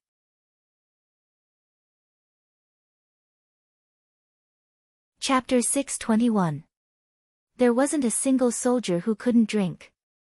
After drinking, they had to get completely drunk and even act like a drunkard. He Wenjue and the others were in such a state. Meng Sanhua was so drunk that he ran to the side to hug a tree and sing. Xiong San was sitting on the ground, holding a stool and mumbling something. The others were not doing so well. Even He Wenjue, who was usually steady, became a chatterbox, shaking his wine glass and talking non-stop. Xiongkahu was rarely happy. He was drunk, which worried Poplar Fruit.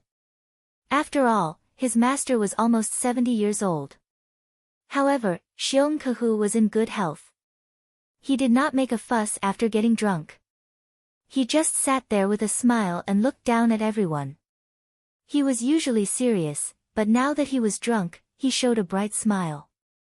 Poplar Fruit helped his master back to sleep. The rest of them were fine. Those who were not drunk were still playing finger-guessing games and drinking. Those who were drunk were left to play the sand on the ground for a while. After all, they would climb back to sleep when they sobered up. Looking at the untouched food, Poplar Fruit shook his head. The aging of the rice wine was really strong. They got into the mood so quickly that they did not even have time to eat 2 mouthfuls of food to suppress their drunkenness. Poplar Fruit did not eat much himself. At first, he was feeding Kiki, but when he turned around, they were all lying on the ground. "Then I won't stand on ceremony." Poplar Fruit laughed and ate heartily. He had a big appetite and liked to eat meat. On the mountain, he did not dare to eat too much at Xiongji's house. The few pieces of meat he had were given to the children first. So today was the most sumptuous meal he had since he came up the mountain. Da. Good times did not last long. Poplar Fruit heard a series of crisp footsteps. He did not need to turn around to know that his daughter had run back. "Aren't you going to play with your friends?" Poplar Fruit smiled and picked up a green vegetable with his chopsticks. He turned to Kiki and asked, "Do you want some vegetables?" Kiki pouted and shook her head. She still didn't like eating vegetables. She would only eat a little when her father forced her to eat. Now that her father was using a questioning tone, Kiki's choice was very decisive. "Stop pouting." Poplar Fruit put down his chopsticks and fiddled with Kiki's little mouth with his clean fingers. He smiled and said, "How many times have I told you? Be careful that you don't turn into a pig in the future." The moment he said this, the smug Chi-Chi quickly pursed her lips. Kiki struggled to climb onto the chair next to her father.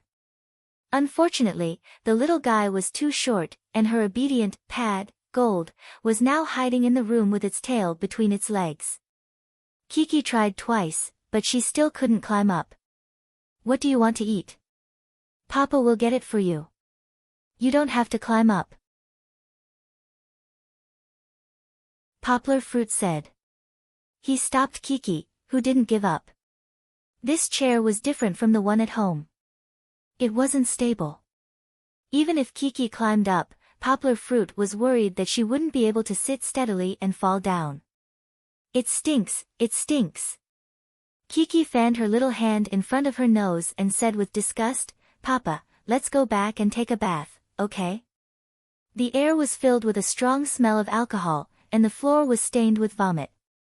Even if the master's family cleaned it up in time, there was still a sour smell. Poplar Fruit was pulled by Kiki's clothes. Her urging voice rose and fell in his ears. He reluctantly looked at the big plate of pork and quickly took 2 more bites before regretfully putting down his chopsticks. I'll take her back first. Here. Poplar Fruit picked up Kiki and gestured to the master's son, Xiong Jishu, who had been accompanying him. It's okay, it's okay. You go back first. Xiong Jishu waved his hand and said with a smile, we'll clean up here. Later, your friends will also be sent back to sleep. Don't worry. Poplar Fruit nodded at him and took his daughter back. On the way, Kiki yawned. She was a little sleepy. However, Kiki still hugged her father's neck and said, today, Sister Xiaolin and Kiki went to see Pleasant Goat. At noon, Goldie and brother Xiaofeng fought. Those uncles were so smelly, the little fellow liked to share her day's experiences with her father. Although there were many trivial things and many Poplar Fruit knew, Poplar Fruit was very patient and interested in listening to Kiki's narration. In fact, from Kiki's point of view and her naive understanding, many small stories were transformed into the warm laughter of a daughter and her father. The next day, Xiong Kahu didn't wake up early again. Poplar Fruit went to his master's house to ask. There was no problem. It was just that after getting drunk, the old man couldn't take it anymore and slept for 2 more hours. On the other hand, the people from the special forces woke up very early and didn't suffer from hangovers. They took a cold shower early in the morning and were full of energy again. On the other hand, Fat Dragon and Kai Si Min, who drank the least, were still unconscious in the room. They slept like pigs. This was the first time that Fat Dragon could continue to sleep after 7:00 in the morning. Left kick. Poplar Fruit called softly. Screech. Chi-Chi's cry sounded like it was real. Wrong. Poplar Fruit smiled and stopped. He came to his daughter's side and instructed, this is the left leg. You kicked the right leg just now. Kiki blinked her big watery eyes and looked at her father's demonstration seriously. Then, she also lifted her left leg and kicked twice. Not bad. You've improved. Poplar Fruit smiled and applauded. After hearing her father's praise, Kiki practiced even more vigorously. She shouted valiantly and swung her fists and legs at the same time. She practiced the kung fu that her father taught her this morning. Okay, take a rest first. Drink some water. Poplar Fruit took Kiki's milk bottle from the side. It was filled with warm water. He opened the lid and handed it to Kiki. Chi-Chi was panting heavily, her little face flushed red, and her neck was drenched in sweat.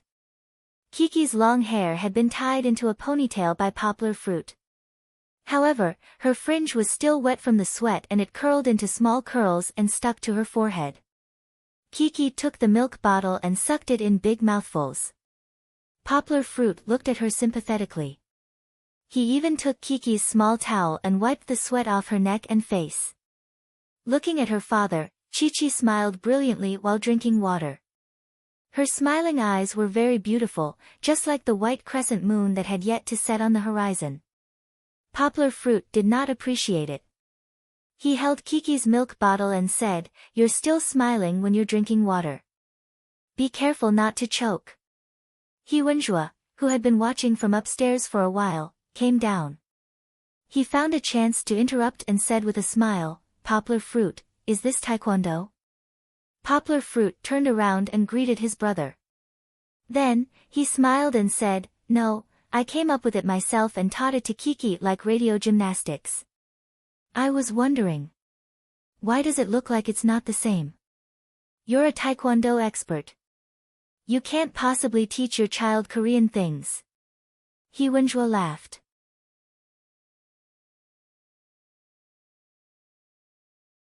Chapter 622. Poplar Fruit, let's have a go. He Wenjue shook his head as he watched Poplar Fruit and Kiki practicing soft children's martial arts. He waited until Poplar Fruit and the others finished before he walked up. What? I should be the one to practice with poplar fruit. Meng Sanhua had been itching for a fight. He ran in front of He Wenjue and cut in line. Hey, martial maniac Meng, first come first serve, don't you understand? He Wenjue patted Meng Sanhua's shoulder unhappily and motioned him to stand aside. You're not following the rules. Go do 100 push-ups next to me. Meng Sanhua did not flinch at all. He smiled and said, Hee, Captain, we're not in the army now. Do you think I can't control you when we're not in the army? He Wenjue glared and said angrily. You have to be able to beat poplar fruit first. Meng Sanhua said unhappily. I let you go first, but you can't beat him. Aren't you asking for trouble? I can't beat him, but you can. He Wenjue said unhappily. Didn't you get beaten up last time? You're the pot calling the kettle black. How can I lose every time? Meng Sanhua rolled up his sleeves and said, Captain, you've seen it. Every time I go back, I sum up my experience and practice hard. A scholar who has been away for 3 days should be looked at with new eyes. I haven't seen you for 2 months and I've improved a lot. This time, it's hard to say who will win. Isn't that what you say every time? He Wenjue sneered. You still get beaten up in the end, don't you? The two were arguing over the order. Poplar Fruit smiled bitterly and went up to stop them. Hey, that's enough. Brothers, don't argue. What's there to argue about? Big brother he came early. I'll walk 2 rounds with him first and then fight with brother Sanhua. Don't worry. As long as you have time, you can use me as a punching bag. Poplar Fruit said with a smile. Poplar Fruit, don't you want to send your daughter back? Meng Sanhua did not insist. He walked to the side and made room for Poplar Fruit and He Wenjue. Seeing Kiki holding her milk bottle and blinking her eyes, Meng Sanhua asked curiously. According to his understanding, although it was just a show of kung fu, it was still a real fight. It might not be as fresh as the fighting scenes in the movies. Anyway, it was not good to let the children see a fight, right? Yang Guo turned around and looked down at her daughter. Chi-Chi looked at her father. She loosened her mouth that was biting the pacifier, shook her head, and said crisply, Papa, I want to see. You're a kid. Don't watch it. Meng Sanhua seemed to be jealous because Kiki exposed that he was defeated by Poplar Fruit. He smiled and walked over to pick up Kiki. Go play with the other children. I'll buy you some candy later. I don't believe you. Kiki stuck her tongue out at him and made a face. Then she turned around and ran out of Meng Sanhua's reach. Just now, when Yang Guo was teaching Chi-Chi martial arts, there were a few children from the Hmong stockade village who were looking at them in a daze. Chi-Chi immediately went to their side. There was also a particularly attentive little boy who brought a small stool from the house for Chi-Chi. The others didn't like cleanliness like Chi-Chi, so they just sat cross-legged on the ground. Kiki, take your brother and sister to sit away. Don't get too close. Poplar Fruit did not drive his daughter away. He did not think it was a big deal. Instead, he kindly asked Kiki and the others to sit away from the place that might be affected. There's a little audience. It seems that I have to be more serious today.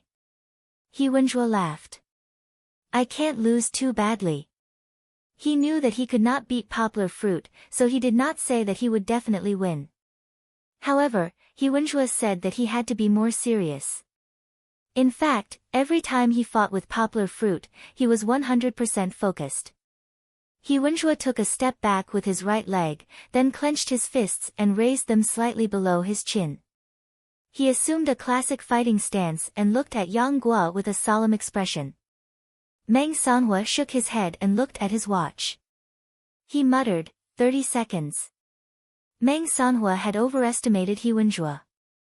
Poplar Fruit was getting stronger and stronger. He Wenjue was hit by Poplar Fruit's right leg in 10 seconds. If Poplar Fruit did not save some strength in the second punch and supported He Wenjue would have been put down cleanly. He Wenhua struggled for a bit before cupping his hands and admitting defeat in the end. He Wenhua didn't ask for anything else since he wasn't defeated too badly by a one-hit KO. What are you looking at? I guarantee that you won't be any better. He Wenhua was very dissatisfied with Meng Sanhua's mocking expression. He snorted at Meng Sanhua and walked out of the field. Mr. Yang is so good. A group of Hmong village children who did not know anything applauded. This is my papa. Kiki turned around and said proudly to her brothers and sisters. Meng Sanhua took He Wenhua's place and walked into the field. He twisted his arm and suddenly turned over like a swallow. His right leg swung in the air and smashed heavily on the blue stone of the village, creating a layer of dust. This guy did not forget to play cool even when he was warming up. Wow! The surrounding children exclaimed. Even Xiong Jisher, the best kung fu practitioner of the younger generation in Xiong village, was surprised. He Wenhua's kung fu was not bad. He was a master of firearms and a master tactician. He could fight with ordinary soldiers. But in the eyes of a real expert, his kung fu was mediocre. Meng Sanhua, on the other hand, was different. Not only was his kick flashy, it was also fast and powerful. It was not something an ordinary person could do. Xiong Jisher could tell how good Meng Sanhua was as soon as he made a move. He must be a master. Meng Sanhua's performance later confirmed his guess. Ho ho ho! Meng Sanhua shouted hurriedly. Following his rhythm was his thigh, which was like the legendary, shadowless kick. It was so fast that it turned into a shadow in the eyes of the audience. Bang bang bang! Each of Meng Sanhua's kicks landed on Poplar Fruit's palm. The hard leg bones and the fleshy palm made the sound of a stick hitting leather. Xiong Jisher watched seriously. He felt that if he were in Meng Sanhua's place, he would not be able to withstand Meng Sanhua's powerful kicks. He would be defeated within 2 moves. It was not that he wanted to be beaten, but Meng Sanhua's kicks were too fast. Even if he faced them, he would not be able to dodge them. Of course, the premise was that both of them were barehanded. If he had a Miaodao, Xiong Jisher felt that even 2 Meng Sanhuos would not be his match. That was also nonsense. A body of flesh and blood would definitely not be able to withstand a sharp blade. Please vote for me. Please recommend me. Greater than over equal to.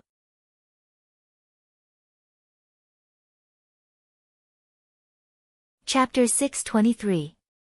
For the past 2 months, Meng Sanhua had been thinking about how to deal with Poplar Fruit. His strength was far inferior to Poplar Fruit's, and his Tan Tui might not be able to beat Poplar Fruit's Taiji Fist in terms of moves. The only thing he thought he had a chance of winning was the speed of his kicks. 8 Steps Meteor Kick was not as good as Tan Tui in terms of training methods. Poplar Fruit might be considered someone who knew leg techniques, but he was still a little weaker than Meng Sanhua. Therefore, Meng Sanhua took the initiative to attack, forcing Poplar Fruit to follow his pace. If Poplar Fruit remained passive and defenseless, Meng Sanhua believed he would be able to find a flaw in Poplar Fruit's defense. Only Meng Sanhua would use Mind's Eye when sparring with a friend. It was not that he was competitive, but he had always believed that there should be differences in martial arts.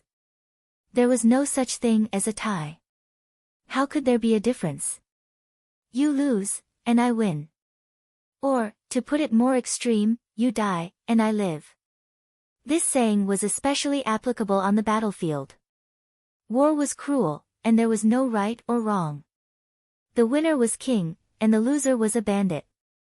If you wanted to live, you had to kill your opponent first. Therefore, no matter what moves you used on the battlefield, it was not despicable to stab your opponent's eyes in the crotch. Killing your opponent was the way to go. Meng Sanhua applied this principle to real life. Of course, he would not stab his opponent's eyes in the crotch. However, he was willing to use some psychological tactics to win the competition. Sometimes, he went overboard. For example, Right now, he was very fierce towards Poplar Fruit, as if he wanted to overwhelm his opponent with his aura. That's too much. He Wenhua had spent a lot of time with Meng Sanhua and knew what he was thinking. However, there was a group of children nearby. He hesitated and reminded him. At this moment, Meng Sanhua was immersed in the world of martial arts and could not hear what He Wenhua was saying. Unknowingly, Big Bear, Bear 2, and Bear 3 had woken up. Together with Yin Luqing, who had her arms crossed, they stood upstairs to watch the match between Poplar Fruit and Meng Sanhua. If Meng Sanhua had made progress, how could Poplar Fruit remain stagnant? Just as Meng Sanhua thought, he was caught off guard by the unexpected attack. Poplar Fruit lacked combat experience. He had never seen a friend like Meng Sanhua, who attacked without greeting. His kicks were like a storm. Meng Sanhua thought that other than this reason, his pretense of being aggressive also worked. However, he was really thinking too much. Poplar Fruit was a man who was indifferent to Xiong Kahu's murderous aura. How could he be frightened by a child's play? Poplar Fruit saw Meng Sanhua's grin and wondered why he was so enthusiastic. Come on, Papa. Come on. Kiki's soft cheers came from behind. Chi-Chi, on the other hand, didn't have the eyesight to see who was better and who was worse. She simply felt that she should call out to her father at this time. Yes, Papa, fighting. Meng Sanhua could not hear anything at this moment. In his eyes, the world was black and white. Only Poplar Fruit, who was twisting left and right, was alive and the only existence in front of him. He was the kind of person who became more and more excited the more he fought. He felt that he had a great advantage against Poplar Fruit, which stimulated his competitive spirit. He felt that all the cells in his body were violently trembling, cheering, and looking forward to victory. No need to wait. I'll beat you. Meng Sanhua's eyes lit up. He had made another breakthrough in the fight. The obvious sign was that his leg speed had increased again, and his strength had increased a lot. It's okay. It's still acceptable. If Meng Sanhua could hear Poplar Fruit's thoughts, he might have spat out blood. How could it be okay? After the initial uncomfortable period, Poplar Fruit felt that he could handle it with ease. Although Meng Sanhua's leg speed was fast, Poplar Fruit's reaction speed was faster. In his eyes, Meng Sanhua was like a slow-motion movie that was slightly sped up. He could see the trajectory of Meng Sanhua's leg and easily slapped it away with his palm. Hearing his daughter's cry, Poplar Fruit did not turn his head, but he was happy. His daughter was not bad. She even knew how to support her father. Well, since his daughter had expressed her support, he could not be so embarrassed. At least, the counterattack had begun. Poplar Fruit suddenly withdrew his hands that had been blocking. He lowered his shoulders, bent his waist, and raised his head to dodge Meng Sanhua's right leg. Meng Sanhua reacted quickly. His right leg stopped in mid-air for a third of a second, and then suddenly chopped down. The hard heel hit Poplar Fruit's shoulder. Yang Guo had already guessed it. He exerted force on his waist and maintained his dodging posture. Strangely, he did a 180-degree lateral roll in the air.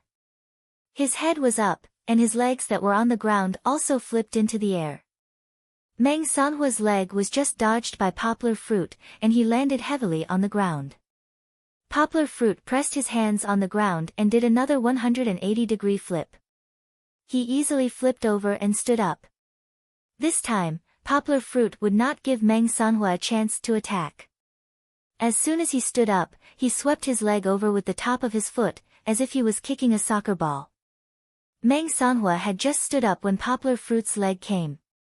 He did not have the same reaction speed as Poplar Fruit, so he had to raise his hands and take Poplar Fruit's kick.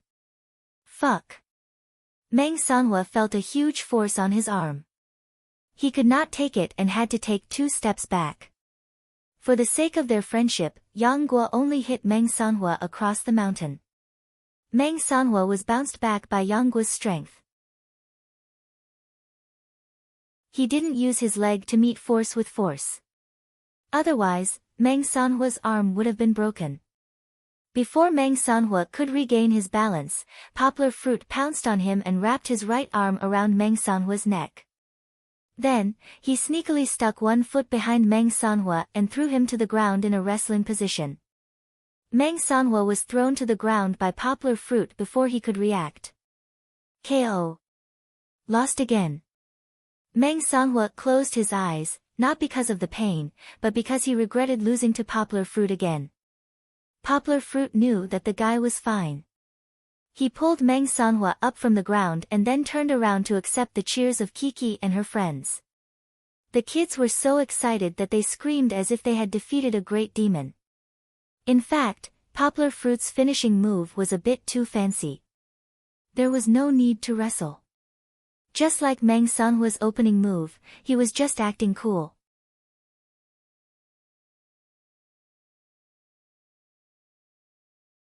Chapter 624. Poplar Fruit's fight was so loud that it attracted the attention of many villagers. At this time, because everyone had just woken up, the construction of the school had not started so early. Many young and strong people of the Hmong village also gathered around. In addition to Poplar Fruit and Meng Sanhua's fight, Xiongde and Xiong were also interested. The two big men ran to the middle of the field and performed wrestling for everyone.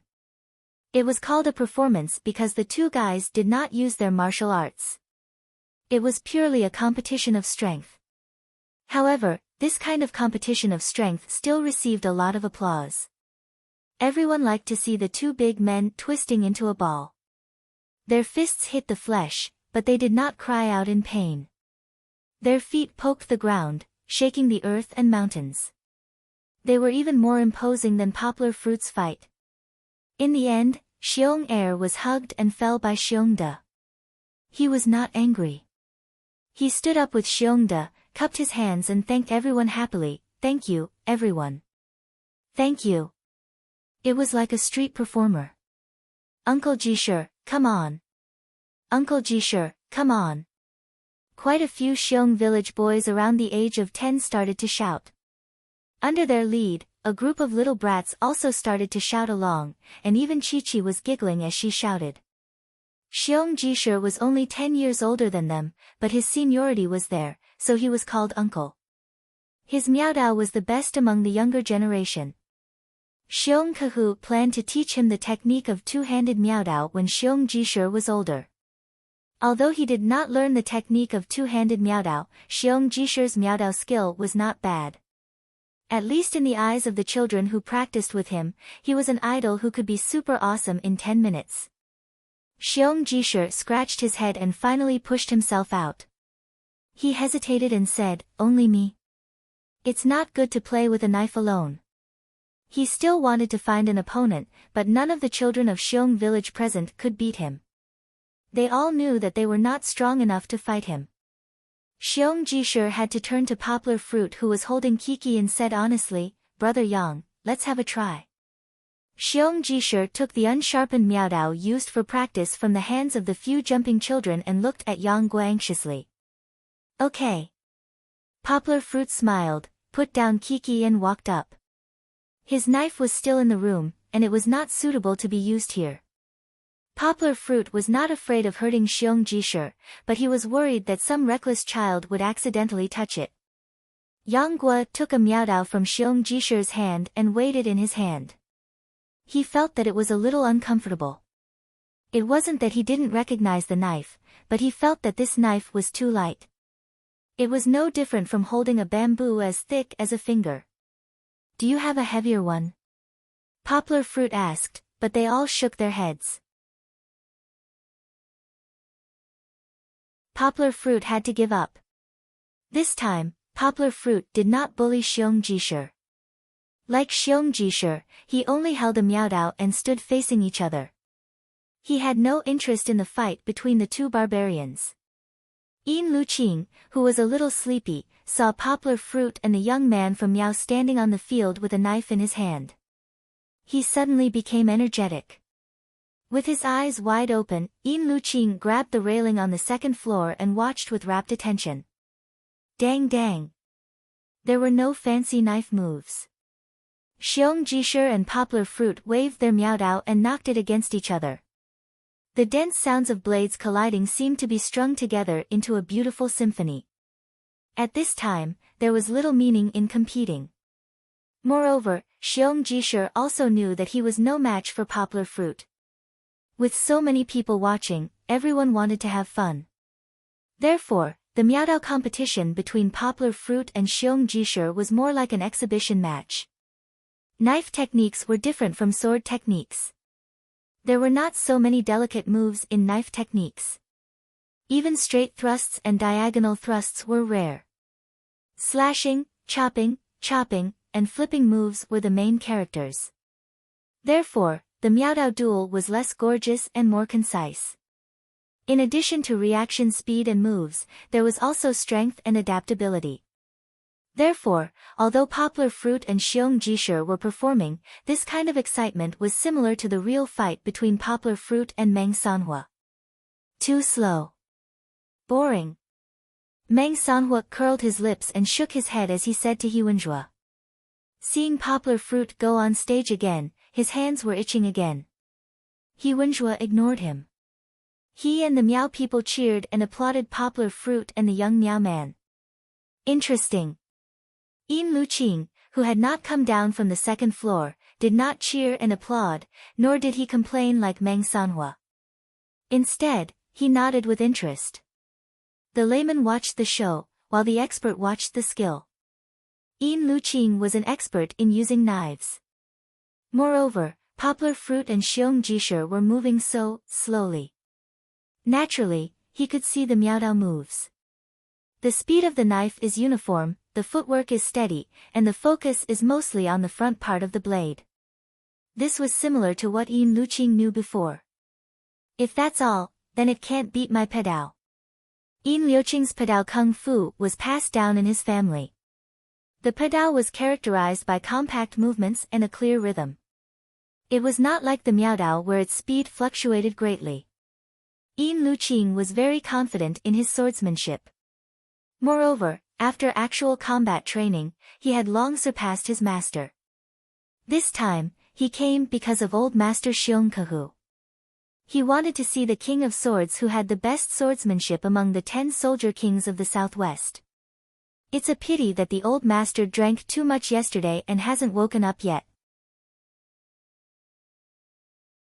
Yin Luqing felt a little regretful. He looked around at the onlookers below and did not see Xiong Kahu.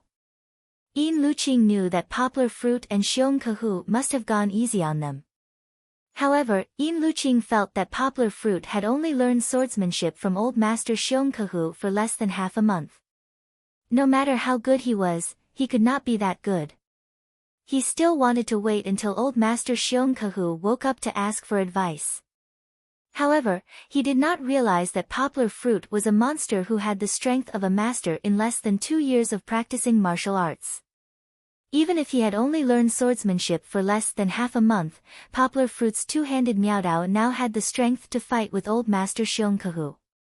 Yin Luqing saw that Poplar Fruit, who was waving his Miaodao slowly in the field, was not even 1/10 of Poplar Fruit's real two-handed Miaodao.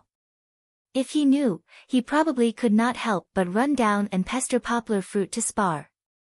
While he was thinking, Yang Gua and Xiong Jishir's fight also came to an end. The two of them didn't have a clear winner, but in the end, they clashed their sabers against each other with cupped fists. Good. Good. Other than Meng Sanhua, who felt very bored, Xiong De and Xiong Er all applauded. The happiest and most excited were the children of Xiong village. The Miaodao was the symbol of Xiong village in their hearts. Seeing the wonderful performance of the Miaodao, they all proudly puffed out their little chests and cheered. It was early in the morning. Perhaps the people of Miao village were just watching the competition of martial arts for fun. However, who would have thought that the strength and beauty of Chinese martial arts had already sown the seeds of spring in these children's hearts? These seeds would really take root and sprout one day in the future.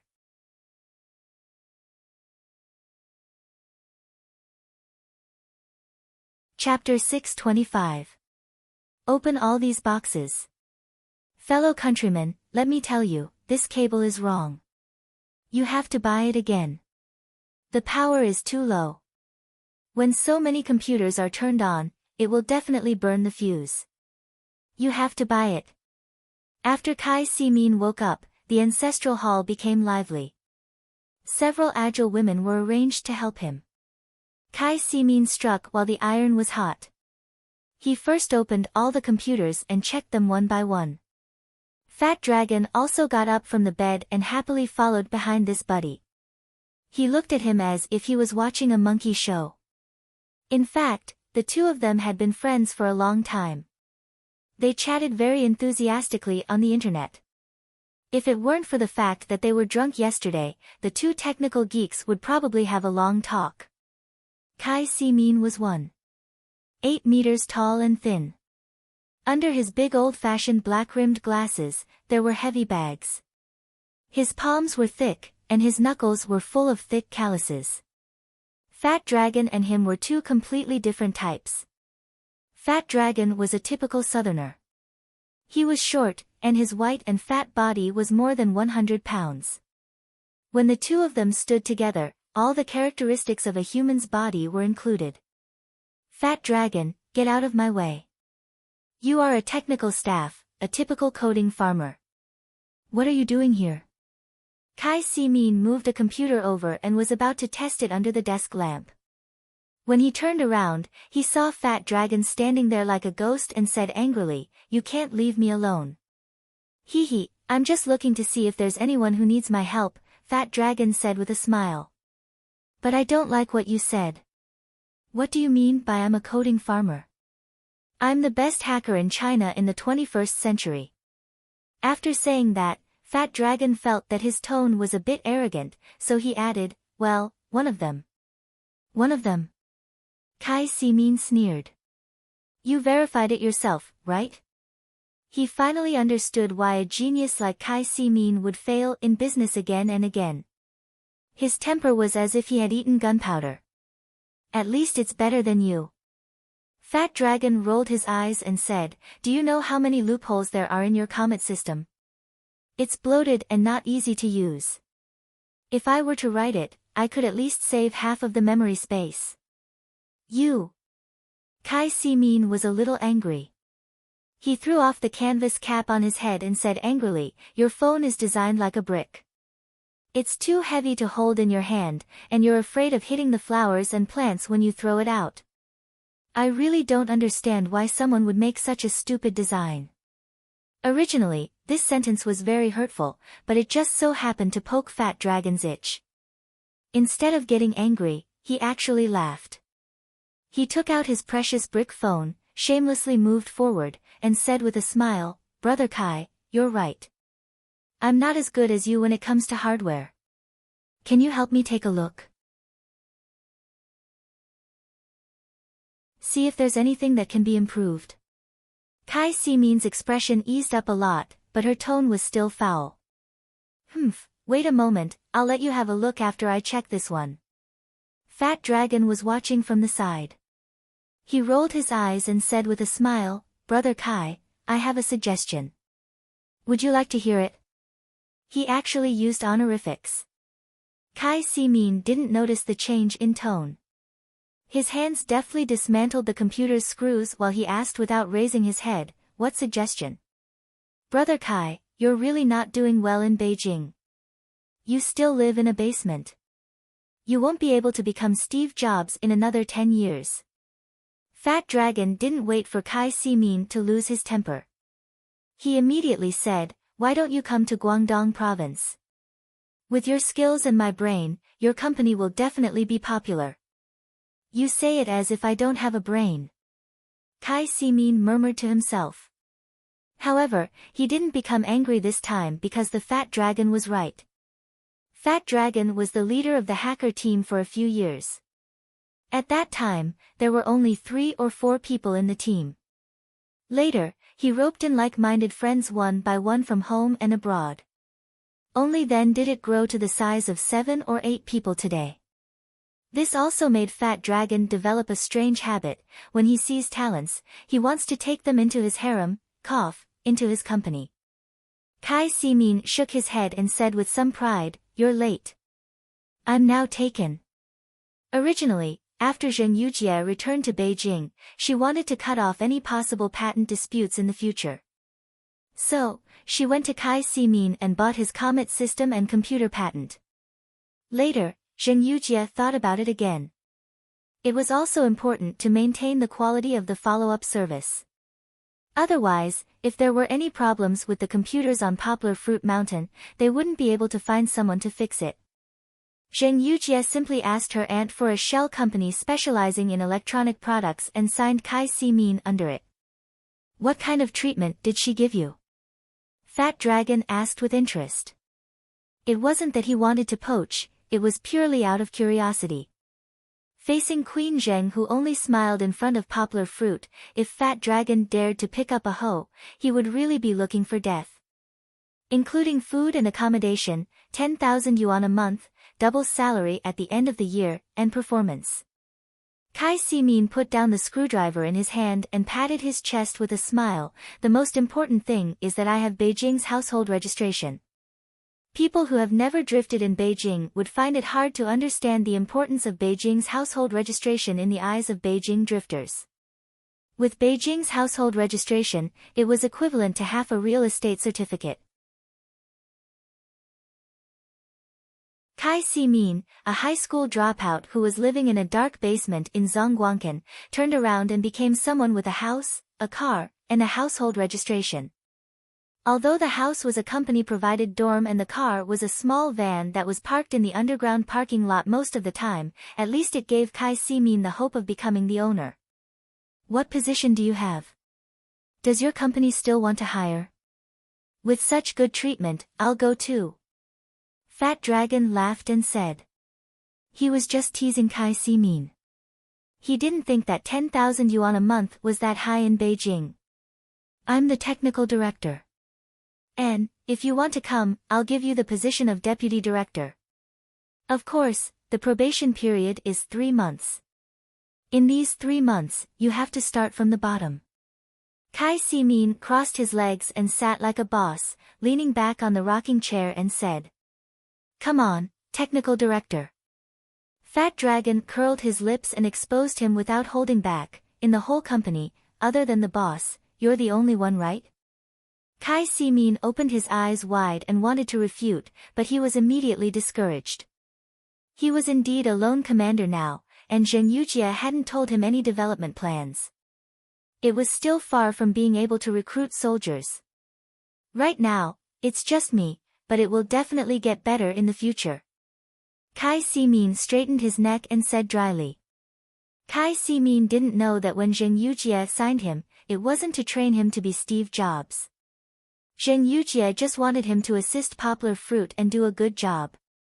It was purely an act to please her lover. However, this wasn't necessarily a bad thing. Kai Simin didn't think that what he was doing now would be so great.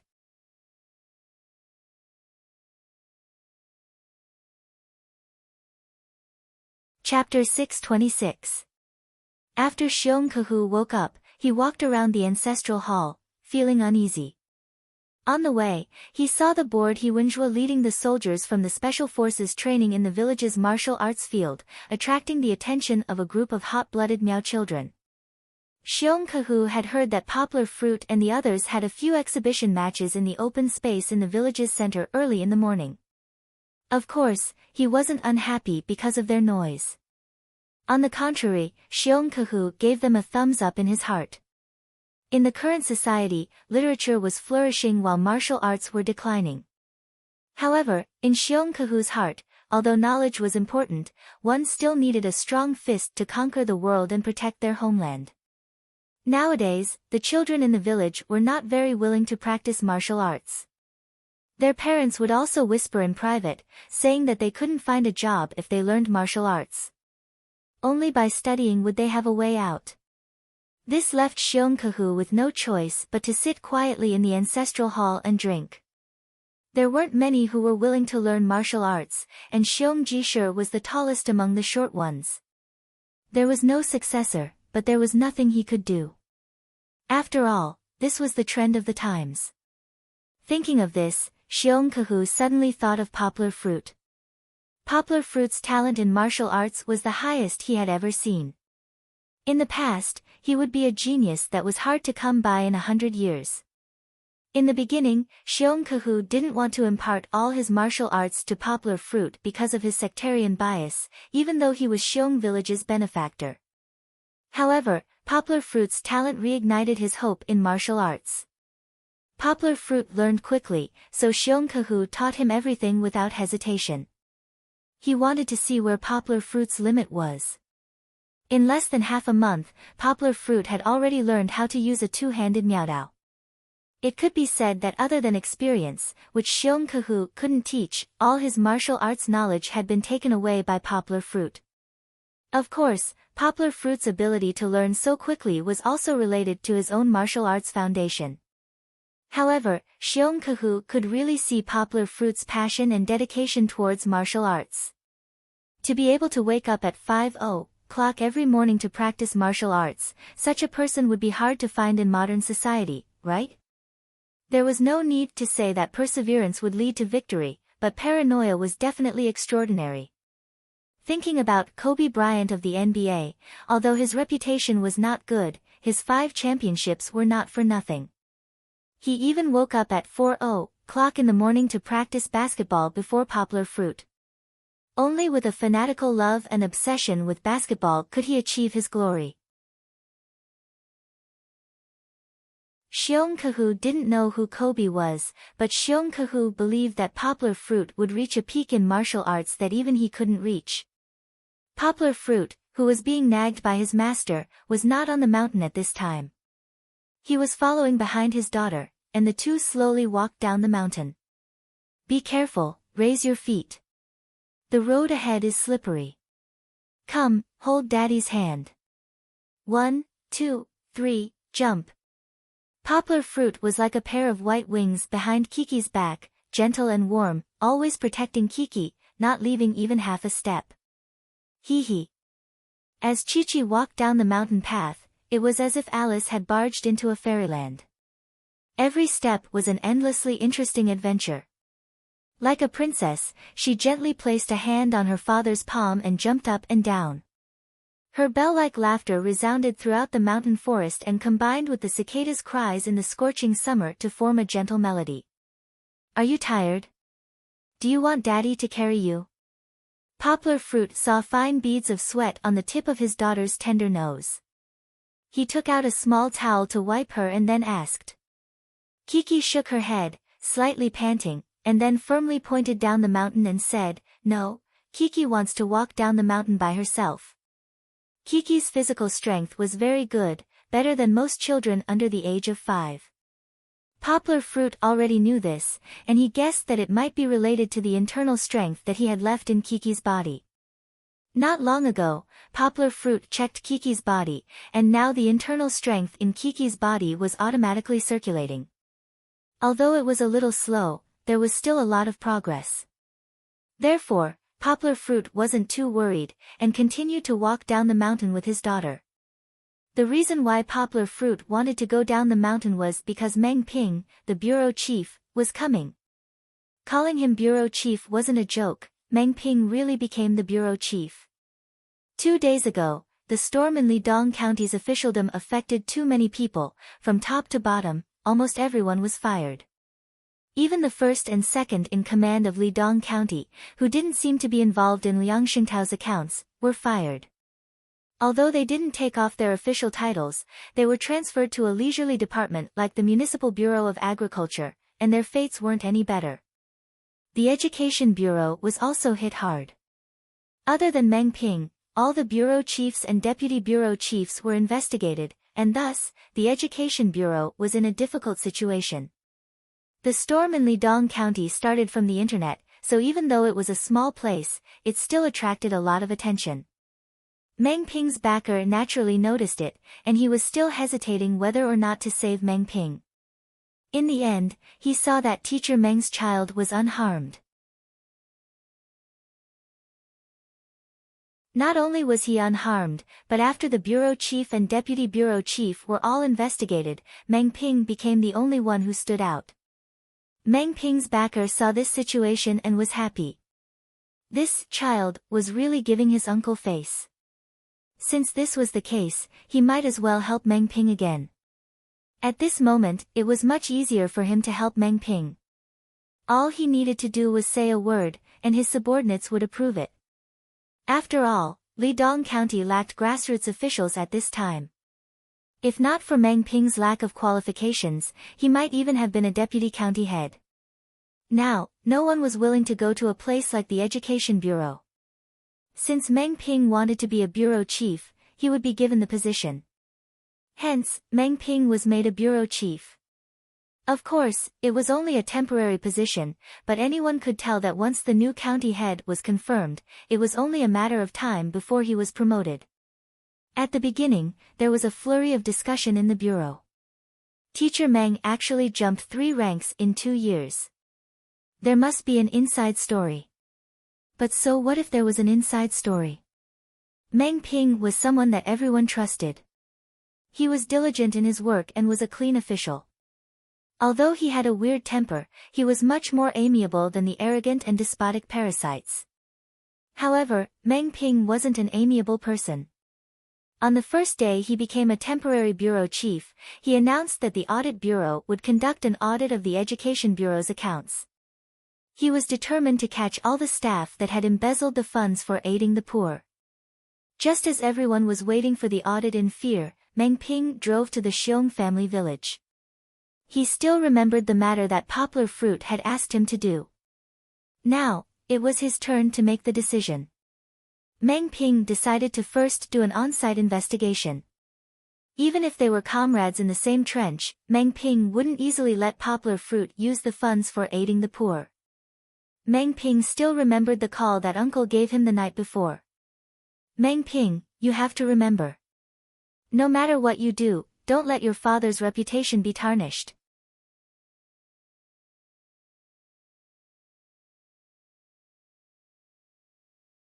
Chapter 627. When they arrived at the foot of the mountain, Meng Ping was already waiting for them at the store. Xiong Jijiu recognized him.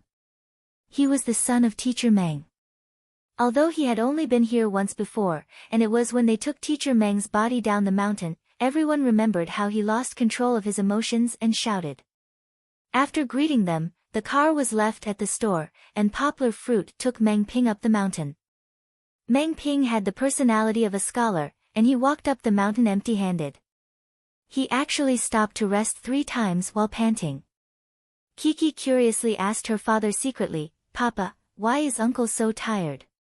Kiki is not tired even when she goes down the mountain. When they went up the mountain, Poplar Fruit held Kiki in his arms and did not let her climb up. Poplar Fruit originally wanted to hurry, but he found that Meng Ping was the one who slowed everyone down. Kiki's voice was very soft, and she was almost whispering in her father's ear. However, Poplar Fruit happened to be standing in the wind, and when the breeze blew, Meng Ping heard her voice. He would not lose his temper with the child. Meng Ping smiled, shook his head and said, "I'm old, there's nothing I can do." Poplar Fruit rolled his eyes and complained in his heart, "You obviously don't exercise, and you're saying that you're old when you're less than 50 years old. What an excuse." In any case, Meng Ping arrived at Xiong village at noon. He was not picky when eating. Although he had lived a rich life for a long time, he did not forget his original intention. This is the school. Now I plan to renovate it and install a safer circuit and improve anti-theft measures. Xiong Kahu was not interested in taking Meng Ping around, so Poplar Fruit led Meng Ping to the front of the school and pointed at the busy construction site. Meng Ping had been here once before, and at that time, he hated this place where his father could not get up. However, looking back now, he felt more and more sad. After all, this was the school of Miao Village that his father had worked hard for decades. That was the place that he dreamed of even when he was lying in a hospital bed even after he retired. But now, things were still the same, but the people had changed. No, that's not right. A few walls of that old-fashioned school had been torn down, and they were preparing to rebuild it. Perhaps the next time he came here, it would look completely different. Meng Ping said somewhat sourly, don't delay the children's studies by causing so much trouble. Poplar Fruit smiled and said, no, the project is expected to be completed in about 10 days. Take me to see that long-distance education you mentioned. Meng Ping was afraid that he would think of someone when he saw it, so he waved his hand and said. Although the equipment was tested in the Xiong family before, Yang Guo went to the ancestral hall first. Because Fat Dragon and the others were still there, he had to find someone to help him adjust the equipment. Yang Guo had no choice but to go to the ancestral hall first. Since Fat Dragon and the others were there, he had to find someone to help adjust the equipment. Raise it higher. Yes, it's about this height. As soon as he walked in, Poplar Fruit heard Kai Si-min shouting. When he walked in, he saw that Kai Si-min was instructing a few agile Miao women to help hang up the projector. What are you doing? Poplar Fruit asked curiously. Why are you installing the projector now? Aren't you going to install it after the school is built? Besides, you've messed up the ancestral hall. Don't break the plaque, or my master will come after you with a knife. Fat Dragon was holding the ladder at the side. He turned his head and smiled, we can't wait for the school. Let's try it here first. Isn't it good at home? Why do you have to choose the ancestral hall? Poplar Fruit asked. Isn't the place big? Fat Dragon smiled and said, I took a look. It can fit at least 50 to 60 computers, and it can all be adjusted in less than 2 days. We don't have to wait for the school to be built. Uncle Xiong also agreed. Kai Si-min added. Uncle Xiong was referring to Xiong Kahu. Since his master didn't have any objections, Poplar Fruit didn't say anything else. Because they needed to connect all kinds of wires, Poplar Fruit was worried that Kiki would run around and cause problems, so he carried Kiki out and asked Xiong Xiaolin to take her back for a nap. I remember you told me that you don't have a teacher for this distance education. Meng Ping asked with a frown. It was too messy inside, so he and Poplar Fruit stood outside the ancestral hall to talk. They also acted as the door guards to stop the naughty boys from peeping. Of course there must be a teacher. How can we do it without a teacher? Poplar Fruit laughed and said, however, it's still different from traditional education. Our teacher won't stand here, but through cameras and the internet, teaching children in big cities hundreds of kilometers away. The advantage is that we can attract more people to participate. I plan to make it a charity event. Poplar Fruit opened his mouth and was ready to talk about his ideas. However, Meng Ping didn't give him any face and directly interrupted, I remember that you're a professor? Or a university student. Poplar Fruit honestly said, I'm not a professor. I'm currently a teaching assistant in the school. I'm studying for a master's degree. That's why I said that your idea is wrong. Meng Ping shook his head and said without any trace of politeness, how can you apply the education concept of a university to an elementary school student? University is a free-range education. Those students already have a certain level of self-control. You don't have to care too much about them. They can learn on their own. However, elementary school students are like sheep. They don't know anything. If you let them loose without a leader watching over them, will they be willing to learn on their own? Meng Ping said, the leader I'm talking about is a teacher. Meng Ping became more and more enthusiastic as he spoke. He summarized his previous teaching experience, giving examples and reasoning in an attempt to convince Poplar Fruit. Look, if you don't keep an eye on a middle school student, he will dare to climb over the wall to go online in the middle of the night. The self-control of an elementary school student is even weaker. If you put a computer in front of him, do you think that he will still listen to your lesson? Meng Ping's tone had a hint of disappointment. Don't think that you university students can tell a few good stories, play some good movies, and play some fancy slides. That's called a lesson. That's not called a lesson. That's called misleading the students, do you know that? When Meng Ping was agitated, he never cared if he was speaking too directly and could easily hurt others. Fortunately, Poplar Fruit's temper was good. Poplar Fruit waited for him to catch his breath before he had the chance to interrupt. He smiled and said, "Uncle Meng, don't get agitated. The distance education that I want to do isn't as simple as playing movies. Education must be based on imparting knowledge. As for the problems that you mentioned, I have also considered them. I think that we have to look at it from 2 points." Poplar Fruit stretched out 2 fingers, one is the motivation to learn, and the other is the management of the students. As long as these 2 points are done well, I believe that even if it's a distance education, it won't be inferior to a face-to-face teacher teaching.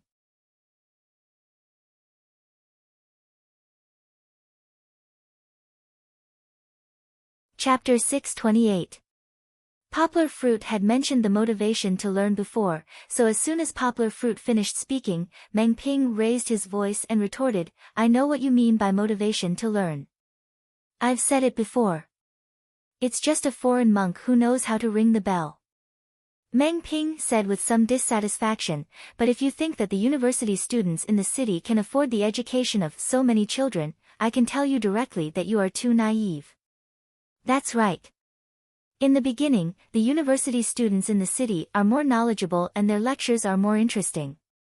But you have never been in the field of primary education, so you don't understand. Meng Ping shook his head and said earnestly, "Novelty is only temporary for these children who don't know anything. You can maintain it for a day, 2 days, or even a month, but after a month, they will still be bored. Children like to move around, especially the children in the mountains who rarely sit down quietly to do something. Without a teacher urging them, forcing them, and reminding them, do you think they will obediently sit still and listen to the lesson? That's impossible," Meng Ping said. Poplar Fruit didn't interrupt his long-winded speech, but from the corner of his eye, he saw Xiong Kahu with his hands behind his back, silently sneaking behind Meng Ping and listening attentively. Meng Ping spoke for a long time, and finally concluded with one sentence, which was that Poplar Fruit's long-distance education was nonsense. Without waiting for Poplar Fruit to reply, Xiong Kahu rolled his eyes and said loudly, "Little Meng, it's easy for you to say that. If you have the ability, find a teacher for this old man to teach these children." Meng Ping turned around and hurriedly greeted Xiong Kahu. He dared to shout at anyone, but he still had a little respect for Xiong Kahu. Xiong Kahu was of the same generation as his father, and used to be a guest in their house. Meng Ping gritted his teeth and said, "Find one, I will definitely find one for you. Now that I am the director of the Lidong Education Bureau, I will be responsible for the children of Xiong village. In a few months, I will definitely find a teacher to teach them. Come on. You." Xiong Kahu chuckled and said without giving him any face, "At that time, Teacher Meng went to the city's education bureau many times, but there was nothing he could do. You're just a small bureau chief, so how can you be so arrogant? I will find it. Lidong County's situation is a little bad now, but I believe it won't continue to be this bad."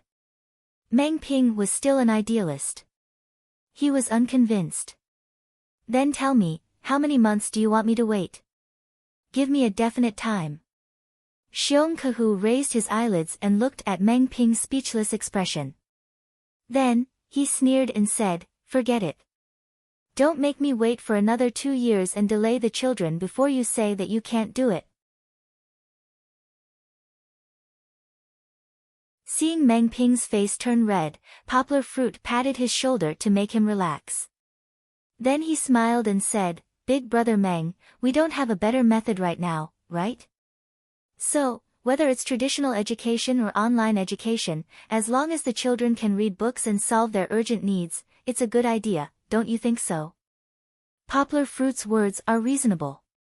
Xiong Kahu clapped his hands and said, "I don't know what the long-distance education is about, but I can see that Poplar Fruit is investing so much in finding a way out for the children. And I can also see that the children love the lessons he teaches. That's enough.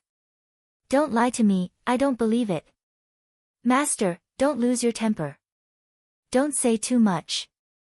Poplar Fruit felt that he was adding fuel to the fire, so he quickly stopped him. Then, Poplar Fruit turned to Meng Ping and said with a smile, "Uncle Meng, let's not talk about the effect first. Why don't you put aside your prejudice and listen to my ideas and see the actual effect on my side? What do you think?" Meng Ping didn't continue to be stubborn. He went down the stairs and nodded. "Then tell me. The learning motivation I'm talking about is actually a little different from what I introduced to you in the county city." Poplar Fruit smiled and said, "The motivation is divided into driving force and internal driving force. The external driving force is that we will constantly summarize our experience and use some interesting teaching materials, as well as the advantages of the internet and multimedia to let the children find joy in learning and let them like listening to lessons. I don't believe that there are children who like listening to lessons." Meng Ping snorted at Poplar Fruit's words. "These children, if you don't care about them, they will be absent-minded in class or run out to play. Can you control them? Reach out your hand from the computer and press them down on the stool. What do you know? Why wouldn't they like it?" The children listened to Poplar Fruit's stories without blinking. Xiong Kahu jumped out as if his butt was on fire. He pointed at Meng Ping and scolded. Poplar Fruit smiled and said, "Uncle Meng, you see, you are being paranoid again. Listen to me first. I will talk about your problem later on." Poplar Fruit said, "Then let's talk about internal driving force." Internal driving force refers to the fact that people have a lot of needs. In order to satisfy these needs, they will work hard to do things that they might not like. First of all, we will consciously let them understand that learning is the best way for them to walk out of the mountains and live a good life. Poplar Fruit smiled and said, "This is not brainwashing, it is just like that. The specific method is not to tell them this, but to let them see the outside world. There are many promotional videos or documentaries on the internet that are actually quite good. I believe that when they understand how big the outside world is, they will want to study hard and strive to walk out of the mountains one day and explore the world." Meng Ping admitted that Poplar Fruit's words made sense. In fact, he knew the thoughts of the teachers in the county city, including himself. They all believed that the most important task of a teacher in class was to teach well and let the students do well. For this goal, they would rather use the cramming method of education or engage parents to teach instead of spending more time to understand the psychological needs of the children. Wasn't there such a joke? One had to study hard in primary school. Why? Because during the quiz, one had to get into a good junior high school. One had to study hard in junior high school. Why? Because during the middle school exams, one had to get into a good senior high school. One had to study hard in senior high school. Why? Because during the college entrance exams, one had to get into a good university. One had to study hard in university. Why? Because if one studied hard, one would be able to find a good job when they walked out of society. However, after finding a good job, one would be scolded by the boss every day. "You pig brain, did you study hard all day in school until you became stupid? Hee hee, is it my fault?"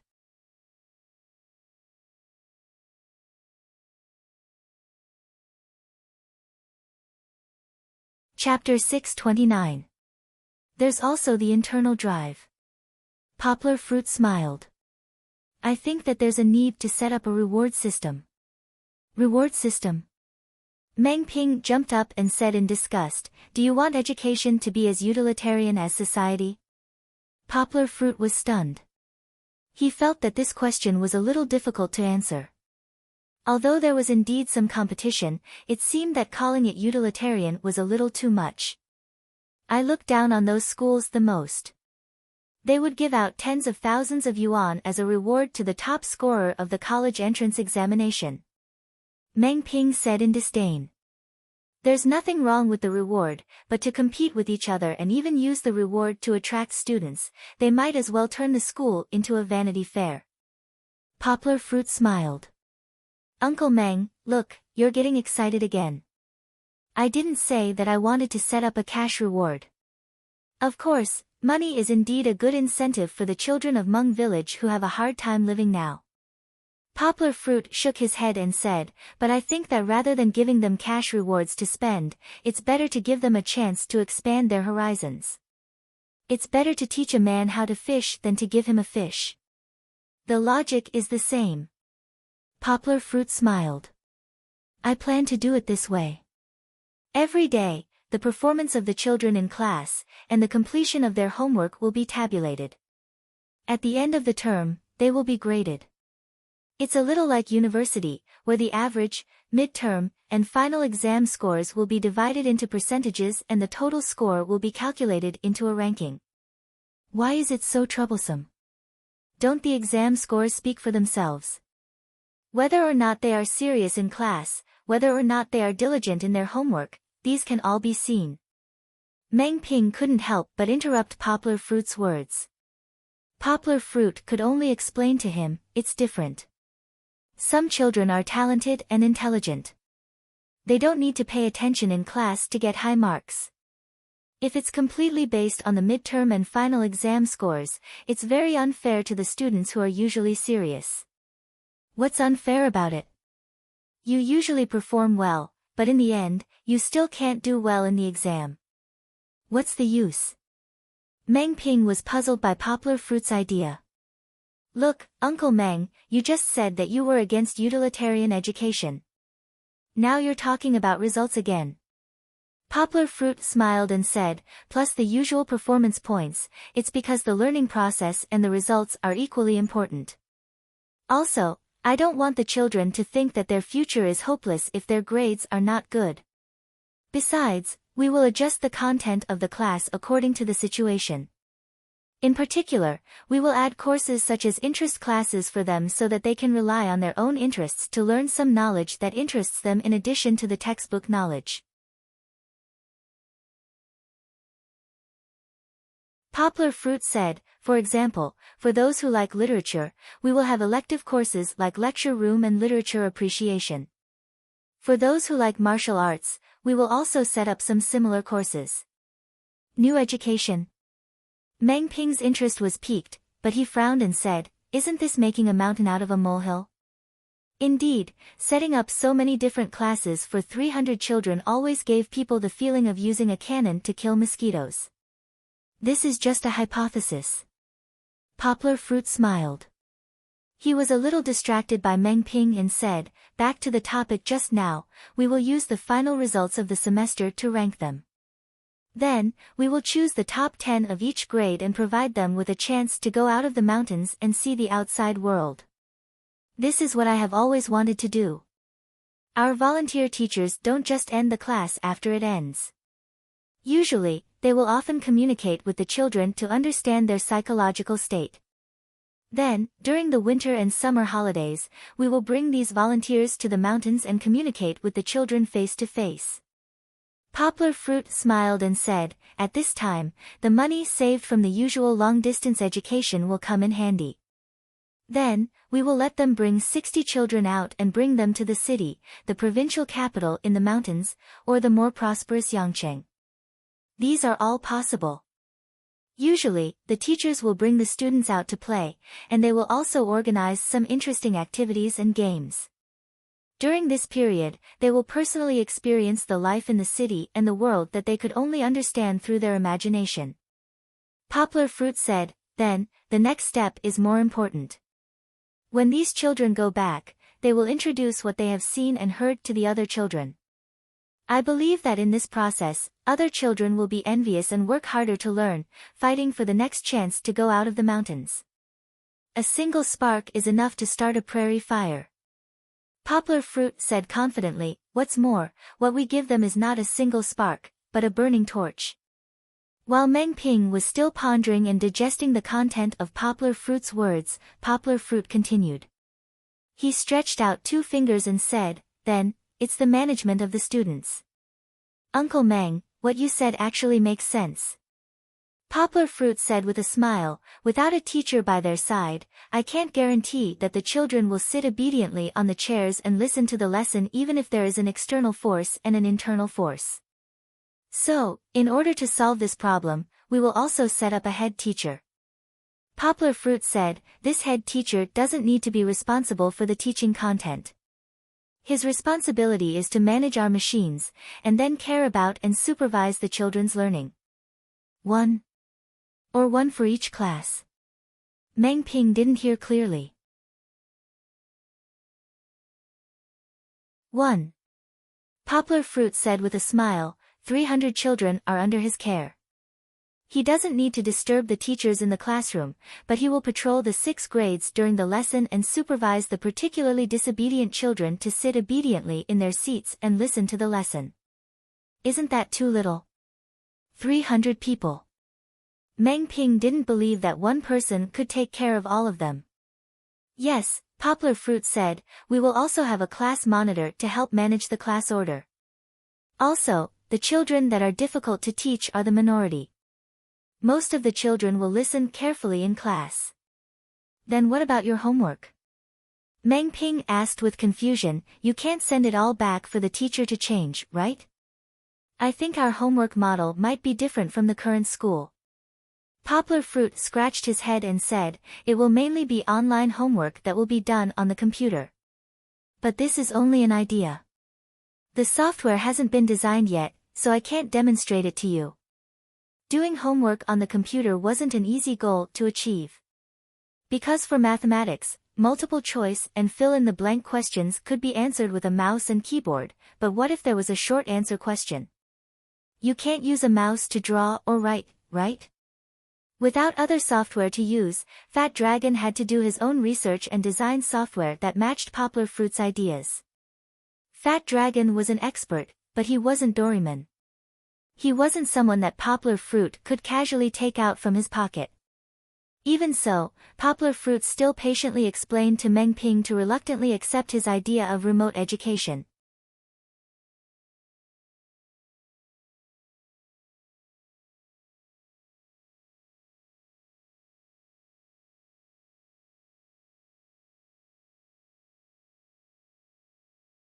Chapter 630.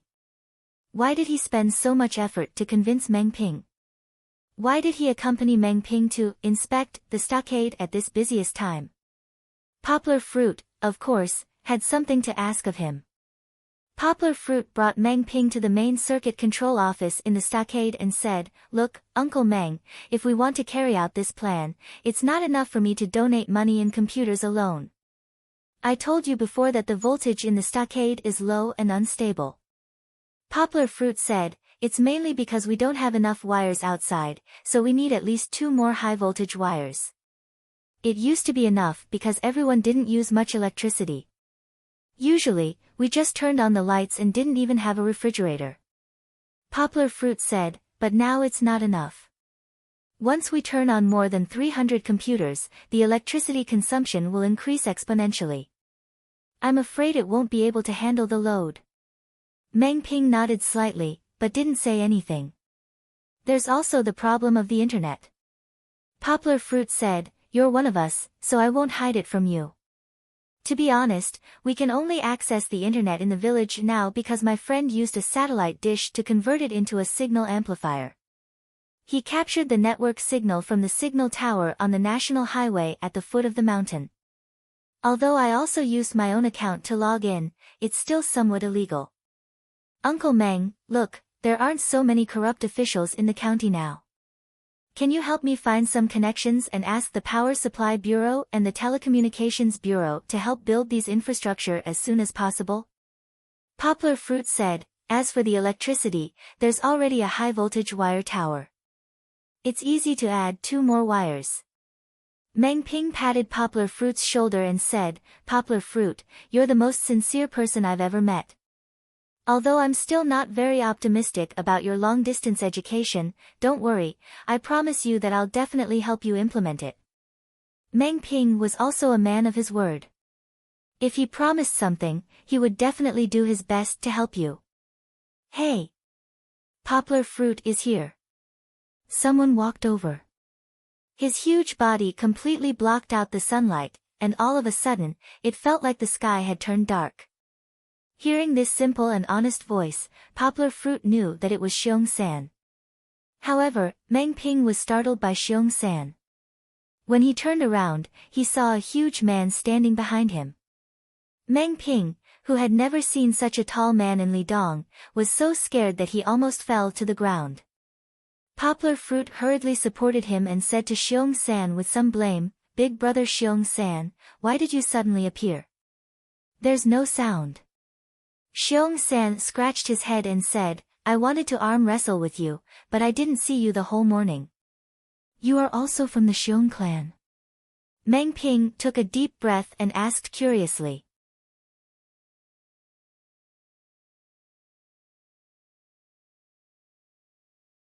Even if it was in the mountains, Meng Ping did not think that anyone could grow to more than 2 meters tall.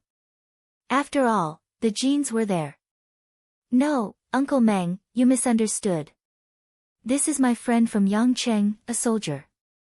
It just so happened that he was on holiday, so he came over to take a look." Poplar Fruit smiled and introduced, "Big brother Xiong San, this is Meng Ping, Uncle Meng. This is the director of Lidong County's Education Bureau." "Hello." Xiong San was very nice and took the initiative to extend his hand. "Hello." Meng Ping looked at Xiong San's fan-sized palm and felt a little weak. He hesitated for a moment before he shakily placed his little hand in Xiong San's palm. Xiong San shook his hand twice. Withdrawing his hand, Meng Ping let out a sigh of relief. Just a moment ago, he was worried that his hand would be crushed by this huge man. However, Xiong San controlled his strength very well.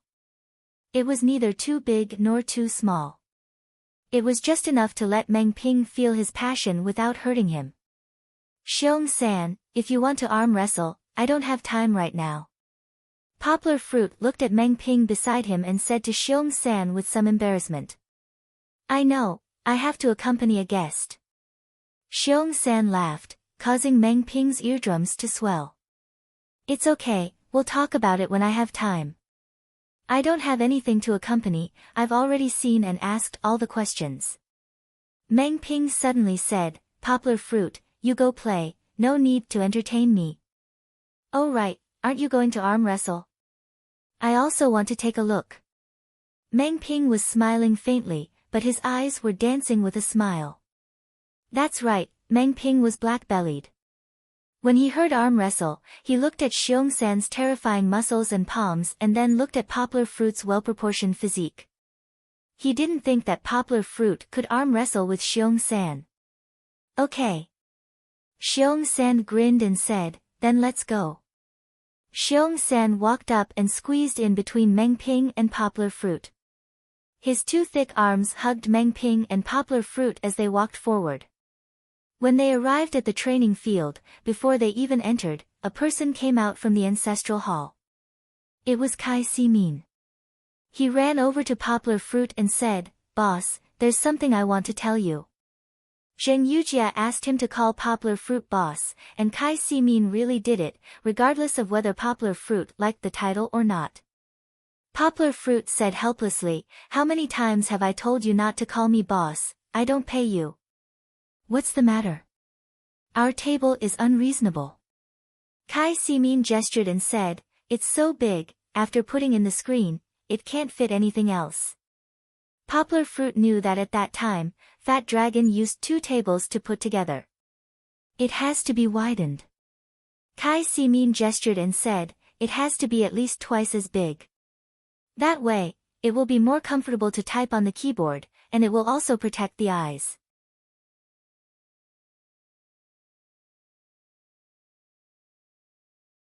"My suggestion is to have it custom-made."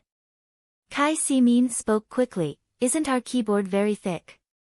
Then make a concave hole so that it can fit in, so that the children can have a good posture when typing. Also, the place where the screen is placed has to be screwed to reinforce the screen. Otherwise, if you touch the table, the screen will fall down and break." "How can that work?" Poplar Fruit smiled and said, "Yes, your suggestion is good. You discuss with Fat Dragon and make a simple design. Then, I'll show it to Uncle He tonight." When they arrived at the training field, Xiong San and Poplar Fruit found a stone plate and sat down facing each other. Seeing that there was a good show to watch, many of the children from Xiong village gathered around noisily. I want to wash away my shame, Xiong San said honestly. Come. Poplar Fruit smiled. Rolling up his sleeves, one black and one white arm contrasted sharply on the stone plate. What was even more striking was the disproportionate thickness of the muscles. There was no referee. After the two of them signaled each other with their eyes, they began arm wrestling. It's getting bigger. A child who wasn't even 10 years old exclaimed as he pointed at Poplar Fruit's arm. It was a change that could be seen with the naked eye. When Poplar Fruit used all his strength, his arm actually swelled up, causing his sleeves to tighten. Hey, hey, hey! Xiong San exerted all his strength. His strength was enough to lift an adult bull, but in front of Poplar Fruit, he was still lacking by a little. Poplar Fruit was also exerting all his strength, but he didn't need to shout or hold it in until his face turned red. Under this shocking contrast, Poplar Fruit slowly twisted Xiong San's wrist onto the stone plate. Meng Ping couldn't believe his eyes. He had a surprised look on his face.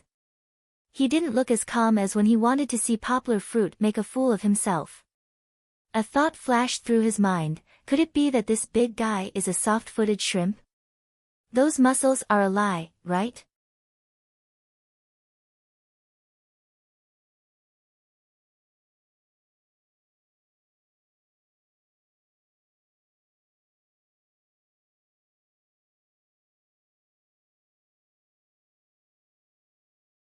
Chapter 631. He Wenjue, Meng Sanhua, and the other soldiers from the special forces gave up their comfortable vacation and came all the way to Gui Mountain. They were not just here to see Poplar Fruit and listen to Xiong Kehu talk about the past. Back then, Xiong Kehu's illustrious battle achievements could be said to be a legend in the history of our military. He Wenjue and the others really wanted to see for themselves just what kind of skills the legendary old master Xiong Kehu had. In the end, on the night they came, all of them were drunk. When they woke up the next day, they saw old master Xiong Kehu's white-haired appearance and how he walked with a trembling gait. They were a little embarrassed to voice their request. Yin Luqing asked the other people in the Hmong village. It was said that among Xiong Kehu's disciples, the most powerful one was called Xiong Jisher. Along the way, Yin Luqing found that Xiong Jisher was the young man who had practiced swordsmanship with Poplar Fruit in the morning. Xiong Jisher's swordsmanship was not bad among ordinary people, but in the eyes of these experienced soldiers, it was still not enough to be a master. Yin Luqing regretted that he did not find Xiong Jisher to practice with. He could only walk around the village to see if he could meet someone as powerful as the Shaolin Temple sweeping monk. The next day, He Wenjue took them for a run around the village. They happened to see Xiong Kehu and Poplar Fruit come back from practicing swordsmanship on the mountain. Yin Liuqing's eyes lit up. He saw Xiong Kehu with a completely different aura after holding a sword. He walked over excitedly and asked to see Xiong Kehu's swordsmanship. I'm from Zhangzhou. Yin Luqing saw Xiong Kehu looking at him, so he bowed and said, It's my family's swordsmanship. Xiong Kehu looked at Yin Luqing and asked, Your surname is Yin? Yin Jintai's descendant? He's my great-grandfather. Have you seen him before? Yin Luqing was shocked. He did not expect that an old man who lived in the mountains all year round would know so much about the outside world. Master Yin Jintai was known as the #1 swordsman in North China. Unfortunately, he did not escape the bullets of the Japanese. Xiong Kehu shook his head and said, I've never seen him. When I was born, Master Yin was already dead. Master Yin's swordsmanship was passed down by the swordsmen who roamed the world. I've admired him for a long time. You're his descendant. That's great. Xiong Kehu laughed and said, You can compete with Poplar Fruit. I want to see if Master Yin's swordsmanship is better or my Miaodao. Yanggua. Yin Luqing hesitantly looked at Yanggua. Use swordsmanship, Xiongkehu's name was Xiong. However, if she were to fight with Yang Guo, Yin Luqing felt that she had an unfair advantage, and she could not see the true level of Miaodao.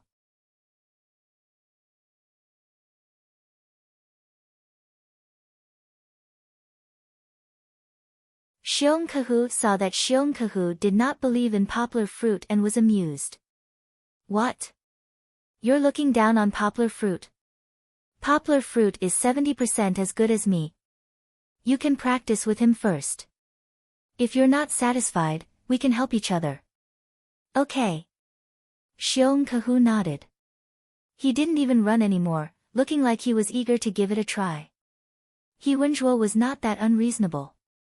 Since they were not in the army, he disbanded the running team to satisfy these guys' desire to watch the show. Poplar Fruit smiled and said, "Wait. I'll go back and wake Kiki up." Looking at the time, Kiki was about to get up. Without anyone to look after her, Poplar Fruit was worried. Yin Luqing also had to go back to get his swordsmanship, so everyone agreed to meet at the training field in half an hour. Kiki was quite obedient when she woke up today. She squinted her eyes and smiled as she helped her father change her clothes. "Come, open your mouth. Daddy will brush your teeth for you." Poplar Fruit pinched his daughter's chubby cheeks and held a small cup for her to drink and spit out. Kiki opened her mouth and giggled. "Open your mouth. Now is not the time to say pinyin." Poplar Fruit patted Kiki's little butt and smiled. "Daddy is going to compete with Uncle Lu Qing in swordsmanship later. You won't be able to play if you're late." Kiki opened her mouth obediently. She bit on the small toothbrush her father gave her and said vaguely, Then, Kiki, can I go and play?"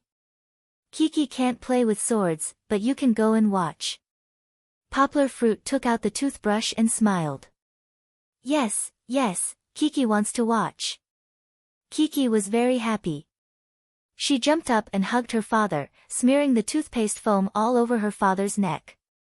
After washing her face and combing her hair, Poplar Fruit tied his daughter's hair into a beautiful flower bun. The current Poplar Fruit was already very familiar with braids and hairstyles that were not very complicated. The flower bun was to tie the long hair that was hanging down into a bud-shaped bun on the top of the head. This way, the hair that was hanging down would only be the length of bangs and would not be draped loosely behind the back. This hairstyle was a little cute, but it was definitely not as good-looking as a ponytail or braid. However, the advantage was that it was cooler in this hot summer. When Poplar Fruit was bathing Kiki yesterday, he saw that Kiki's back had a little heat rash. He discussed it with Fong Beibei and decided to change Kiki's hairstyle into a more comfortable one. "Oh, my head is so heavy." Kiki looked at herself in the mirror with her new hairstyle. She also felt that it was funny. She took her father's hand and walked around the bed exaggeratedly, acting very unhappy. "Okay. Let's go, it's almost time." Poplar Fruit put on his daughter's small shoes, picked up his two Miaodao with his right hand, and said with a smile, "I'll help Papa take it." Kiki was very active.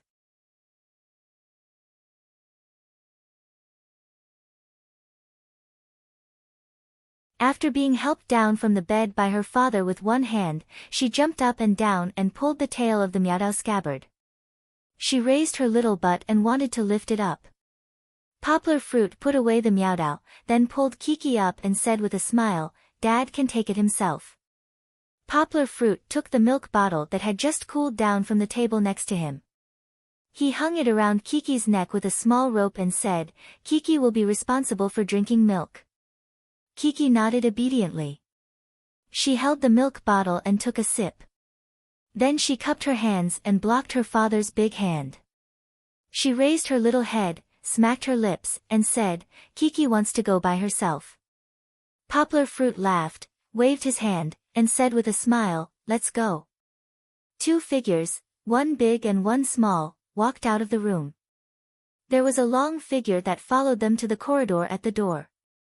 It whimpered, wagged its tail, hesitated for a moment, lowered its head, and turned back to the room with its tail between its legs. "Uncle, where are you going?" Just as he went downstairs, Xiong Xiaofeng came out of nowhere with a strand of spider web hanging on his head. He shouted, "Kiki, let's go play together. I want to see Papa's knife dance." Kiki shook her head and said, following her father closely, "It's dancing." "Kiki, your Mandarin is not standard," Xiong Xiaofeng said with some pride. "It's knife dance. This is reading the knife." Kiki was anxious. She pointed to her father's scabbard and said seriously. Then she raised her head and asked her father to be the judge. "Kiki is right. It's indeed a knife. Dancing is another kind." Xiaofeng misunderstood. Poplar Fruit took off the spider web on Xiong Xiaofeng's head, patted him on the head, and said with a smile, "Then I want to see it too." Xiong Xiaofeng jumped up and followed behind.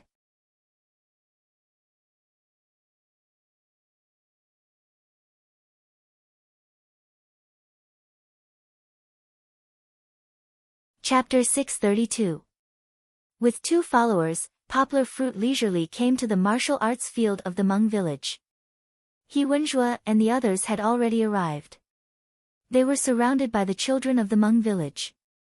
Some of them could not squeeze forward, so they climbed up the high railing. There were very few entertainment activities for the children on the mountain. They were not satisfied with yesterday's excitement. Seeing these soldiers gathered at the martial arts field again, they spread the word of mouth. In just half an hour, almost all the boys had gathered there. Seeing them whispering to each other and waiting for the start of the show, Poplar Fruit felt that these boys were waiting for a movie to be released, and he and Yin Luqing would put on a big show for them. Not only these children, but also Xiong Jisher and 2 other young people who had not yet started to work in the school gathered together. They stood next to the weapon rack in the martial arts field. Poplar Fruit patted Kiki and asked her to follow Xiong Xiaofeng to Xiong Jisher's side. Poplar Fruit was worried that Kiki would run around and get hurt by the swords. It was safer with Xiong Jisher's help. However, without Poplar Fruit's order, he Wenjue saw so many restless boys around and waved his hand to let Xiong De, Xiong Air, and Xiong San stand in front of those boys to prevent them from accidentally running into the middle of the field. Xiong De and Xiong San were too strong, so they attracted most of the attention. A few fearless boys even ran to Xiong San to compare their height, but found that they were not even as tall as Xiong San's knees. Poplar Fruit walked to his master's side. Yin Luqing had already taken out his padao and was wiping the shiny blade with a rough towel. The padao looked a bit like a broadsword, but it was longer than a broadsword and looked more simple. It was one of the most common weapons carried by chivalrous heroes in Jianghu, which reflected the practicality of the padao to some extent. "How do we compete? Do we decide the winner in one round?" Poplar Fruit took out the key and asked while unlocking the scabbard. "Let's decide it in one round," Yin Luqing said confidently. He didn't want to waste too much time on Poplar Fruit. "Padaos have different lengths," Xiong Kahu suddenly interrupted and said, "Let's compete in 2 rounds so that we can see the results." Yin Luqing was stunned for a moment before nodding his head. He didn't mind, but he thought that Xiong Kahu was worried that Poplar Fruit would make a fool of himself and wanted to increase his chances of winning. Poplar Fruit didn't mind either. To have the opportunity to see more of the kung fu of other sects was something to be happy about. Yin Luqing arrived early, so he stood in the middle of the field. His posture was very standard, completely the posture of a soldier. His back was straight, and from the back of his head to his heels, he formed a straight line.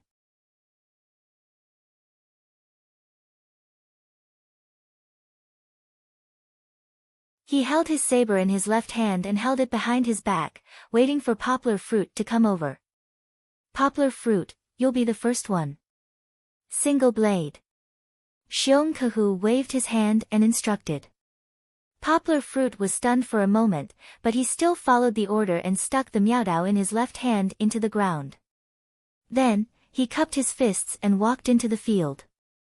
Before Poplar Fruit turned around, Yin Luqing looked at Poplar Fruit with a little sympathy. He thought to himself, maybe Poplar Fruit's dual saber skills haven't reached perfection yet. Old Xiong wouldn't let him make a fool of himself with dual sabers. Yin Luqing then thought of the previous practice between Poplar Fruit and Xiong Jisher, which was also single blade. He was even more certain of his guess. He secretly planned to go easy on Poplar Fruit. Meng Sanhua was bored standing on the side. All his attention was on Poplar Fruit and Yin Luqing. He didn't have the time to maintain order with He Wenjue and the others. After seeing Poplar Fruit throw down a Miaodao, Meng Sanhua excitedly ran over to pick it up, wanting to weigh it in his hand. Meng Sanhua almost sprained his waist when he tried to pick it up. It wasn't that the Miaodao was so heavy that he couldn't lift it. It was just that it was very different from what he had expected. He had thought that even if the Miaodao was heavy, it would only be 2 or 3 kilograms.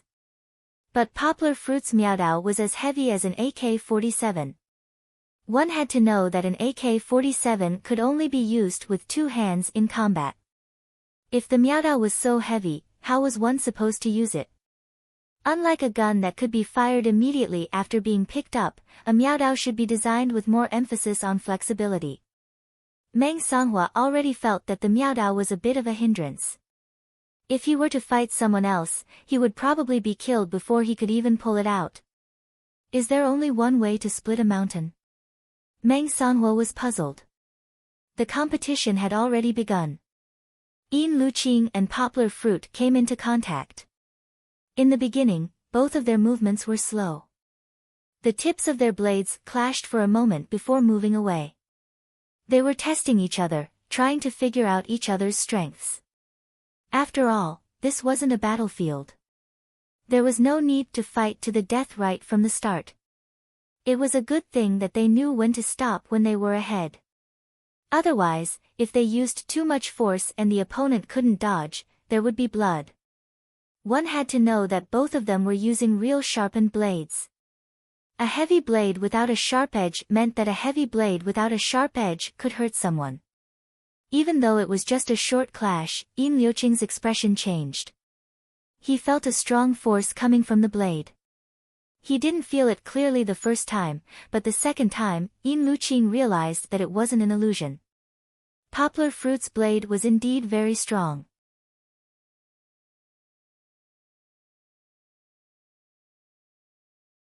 But why did he feel that Poplar Fruit's agility with the blade was no less than his? What was going on? There was no time to figure out the answer to this question. After the two of them tested each other, they entered an increasingly fierce fight. In terms of technique, the Padao wasn't inferior to the 24 Miaodao forms. It was born out of the famous Cha Quan. Like Cha Quan, it focused on nimble steps, strong rhythm, relaxed posture, and rapid force. The Padao only had a few moves: chop, stomp, sweep, block, and twist. But it was better in its agility and infinite changes, making it impossible to guard against. Yin Luqing chopped, swept, and flicked his blade. His body moved left and right. He quickly struck 3 times from the top, middle, and bottom. Although he avoided the vital parts and held back some of his strength, the blade's shadow was like a strange spirit snake. It appeared in front of him before he could notice it. Clang, clang, clang. Poplar Fruit reacted quickly. He held the blade in one hand and the back of the blade in the other. He quickly blocked 3 times and dodged Yin Luqing's series of attacks. At this time, the children watching the fight were just starting to exclaim. His reaction was very fast. Yin Luqing's mind flashed through several scenes of Poplar Fruit winning against Meng Sanhua. It seemed that he won by relying on his faster reaction than Meng Sanhua. Unfortunately, it wasn't just a competition of reaction speed. No matter how fast your reaction speed is, it's not as fast as my speed.